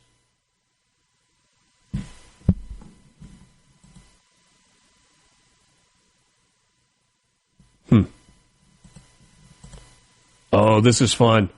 This This isn't the sports show. Don't tell the listener what they can and can't do. We're trying to help you. No, you're trying to tell me to talk about what you want me to talk about. Lance and I got that. Thanks. And I'm not trying to tell the listener, you or any other listener, what you can or can't do. But I don't tell you how to do your job. I think we move pretty rapidly from topic to topic and try not to let stuff get stale. But when we hit a topic that is resonating with people, we're going to stick a little while longer. Thomas in Greenwood. You got a lot of socialist listeners. How about this? If you don't have drug insurance and you shop Best Price yourself, how does PBM affect the customer patient? That is an excellent question. And I'm going to give you a terrible answer. But it's an honest answer. I don't know. It's expensive. I'll tell you that. But look, if you do have insurance, it's expensive, especially early in the year. Lance, right? I mean, you got deductibles that you have to meet, and what you pay when you go to the pharmacy to pick up a prescription is less if you have monthly things that you buy in October than it is in February. My son has mild asthma. I had to go pick up an inhaler for him last night. The price was $230. Man. I think that's part of the question, though, is people out there, our listeners, and many just don't really understand, and there's not a lot of information that is shared from the PBMs. It's kind of obscure, and it is almost like there's multiple middlemen, as you eloquently stated earlier. It's not just one middleman. It may be more. And then there seems to be some conflict of interest as well, potentially, with who owns the PBMs and so on and so forth. Had that in between the break conversation with Mr. Dozier. And, again, there's a lot of worry there because you got this spread pricing model. Is that fair? How do you know what the spread is? I mean, if you really look into it, it's an extremely complicated process. Yeah. And there's not an easy and there answer. Are a couple of people, Lance, that have pointed out R&D costs. I mean, lots of the drugs that we take are manufactured in other companies. Mm-hmm. Other countries, but they are American-based companies, and the R&D costs. I mean, getting a drug. I know just enough about this to be dangerous. My wife was a pharmacist, even though she's in a different field now. But it's something that we've talked about in the past. Getting a drug from idea to the shelf is a really, really long process, like more than a decade-long process. And it takes so long because of the research and development process that you go from, okay, here is the compound for the drug, and then you put the drug together, and you go through all these lab trials, and then you get to the stage where you're doing human trials, and then you do trials with placebo versus the actual drug, and then it has to be peer-reviewed and go through journal stuff. And then you finally get to the point where you get to clearance from the FDA or whatever organizations regulate the drug industry in the United States. And then finally it goes into full-scale manufacturing and distribution. It is a long and a ridiculously expensive process that is baked into the cost. One of the frustrations that exist for Americans is that foreign countries are co-opting the research that we do to get the drug to market, and then they just sell it. And you get people stealing stuff, too, out there. Well, But, the average cost close to the median is about $1 billion, sometimes around $2 billion to get a drug from the R&D stage to market. Yes. Worked for the School of Pharmacy as a fundraiser years ago. And that average cost was around $700, $800 million. So it has gone up, but at the end of the day, everything's gone up. But if you're looking at the average cost, and one of the big reasons that is because how many drugs actually fail trials. You may have hundreds that fail, but the one that makes it, that's part of your deal there. So in some, you could see much higher cost to get a drug to market. So, there's a huge investment just to get that drug to market from conception to being able to use it. And then you got regulations and FDA and all that overlay. And then you add more to the pharmacy benefit manager, which those guys started out, being owned by the pharmaceutical companies. The more people that are in the supply chain before it gets to the end user, the more it's going to cost. That's because right. Everybody is getting has to make a profit along the way to stay in business. Yeah, somebody's paying employees. Yeah. All right. We'll pick this conversation up certainly in the days to come. When we wrap up, when we come back in a couple of minutes, I'm going to play you something from Caroline Leavitt yesterday that the legacy media has reacted very, very poorly to. But non-legacy media is applauding a new press policy at the White House. Let's see here. I want to do Marco Rubio. Yeah, let's hear from Marco Rubio. Sat down an interview on Fox, and he was asked a question. Where do I have it? You know what? I don't have time to do any of that right now. We'll try and cram some of that in best before the end of the show. Time is of the essence. Really do appreciate all of the interaction on the C Spire text line, 601-879-4395. Before we go to break, let's give away some tickets. Coming to the Brandon Amphitheater in May, it's the I Want My 80s Tour, featuring Rick Springfield, John Waite, Wang Chung, and more. Tickets are on sale now at Ticketmaster.com and at the Brandon Amphitheater box office, but now is your chance to win a free pair of tickets to see some of the biggest hit makers of the 80s. Be the 9th person, number 9, to text the words to us, Missing You, on the C Spire text line, 601-879-4395. Your chance to win a pair of tickets, 601-879-4395. Text Missing You to the C Spire text line. If you don't win, you can always buy them online, Ticketmaster.com, or at the Brandon Amphitheater box office. It's the I Want My 80s Tour. Rick Springfield, John Waite, Wang Chung, and more. Back with you after this. Richard Cross on SuperTalk, Mississippi.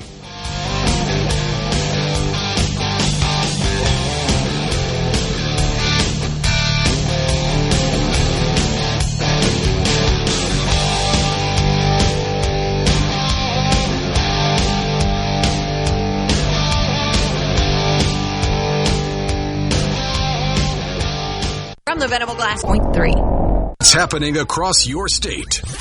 Mornings with Richard Cross on SuperTalk, Mississippi. We both knew it was just a matter of time. Living our dreams, oh, you on top. My mind is aching, Lord, it won't stop. That's how it happens, living life by the drop. Good to be with you this morning on Mornings with Richard Cross. That's me. I'm Richard. Lance in the studio, and we're glad to be with you. I'm going to share one message with you from the C Spire text line and share my response. Then I'll play this from Caroline Leavitt in the White House yesterday. Nate sent us a message. He said, it takes 10 years to develop a drug unless it's the COVID vaccine. I said, seriously? But I've had some folks in the three-letter agency underworld tell me that the vaccines had been in development for a number of years to kind of coincide with the gain of research work that was going on in the Wuhan lab. I believe, Lance, you know that I'm not a big conspiracy theory guy. I don't think this is stepping too far out on a limb. I believe there is a lot that we still don't know about COVID. Oh, yeah. That's a lot. Selling it soft there, but yeah, I'm with you on that. Yeah. All right. This was yesterday in the White House briefing room. Caroline Leavitt, the Bulldog press secretary. Man, she's been impressive. 27 years old. She's crushed it. Not everybody likes her. A group of D.C.-based journalists, the White House Correspondents Association, has long dictated which journalists get to ask questions of the President of the United States. Caroline Leavitt says, not anymore. As you all know, for decades, a group of D.C.-based journalists, the White House Correspondents Association, has long dictated which journalists get to ask questions of the President of the United States in these most intimate spaces. Not anymore. I am proud to announce that we are going to give the power back to the people who read your papers, who watch your television shows, and who listen to your radio stations. Moving forward, the White House press pool will be determined by the White House press team. Legacy outlets who have participated in the press pool for decades will still be allowed to join, fear not, but we will also be offering the privilege to well-deserving outlets who have never been allowed to share in this awesome responsibility. Just like we added a new media seat in this briefing room, legacy media outlets who have been here for years will still participate in the pool, but new voices are going to be welcomed in as well. As part of these changes, we will continue the rotation amongst the 5 major television networks to ensure the President's remarks are heard far and wide around this world. We will add additional streaming services which reach different audiences than traditional cable and broadcast. This is the ever-changing landscape of the media in the United States today. We will continue to rotate a print pooler who has the great responsibility of quickly transcribing the President's remarks and disseminating them to the rest of the world. And we will add outlets to the print pool rotation who have long been denied the privilege to partake in this experience but are committed to covering this White House beat. We will continue to rotate a radio pooler and add other radio hosts who have been denied access, especially local radio hosts who serve as the heartbeat of our country. Wait, what? And we will add additional outlets and reporters who are well-suited to cover the news of the day and ask substantive questions of the President of the United States, depending on the news he is making on that given. Did I hear that right? Did Caroline Leavitt just invite Mornings with Richard Cross to the White House? I hope so. Did we just get an engraved invitation for SuperTalk Mississippi to come to the White House? I'm in. Man. Turning it to the people that listen to your news. How cool is that? Yeah. All right, so here's a reaction, right? I think it's awesome. We don't have access to the President of the United States. We've got access to audio. We've got access to video, all the stuff that's put out there by other people. But we don't have daily direct access to the President of the United States. Now, I don't think we're talking about being a daily part of the press pool.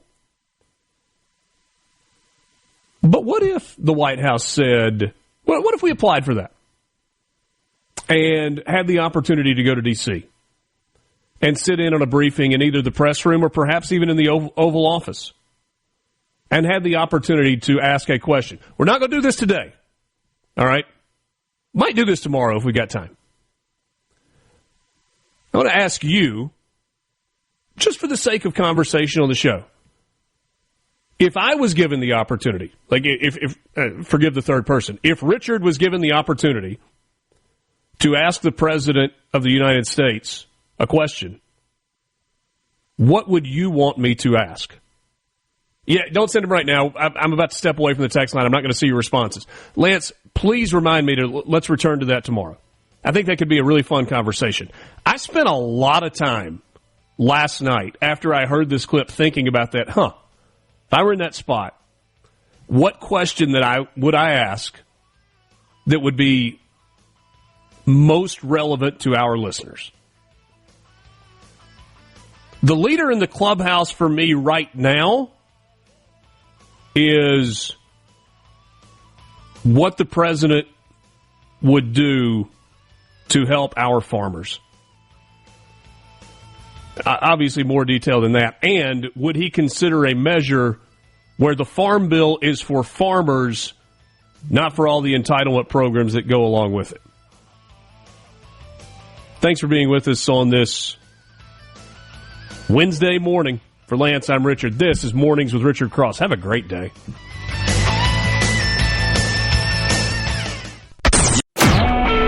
A SuperTalk Mississippi media production.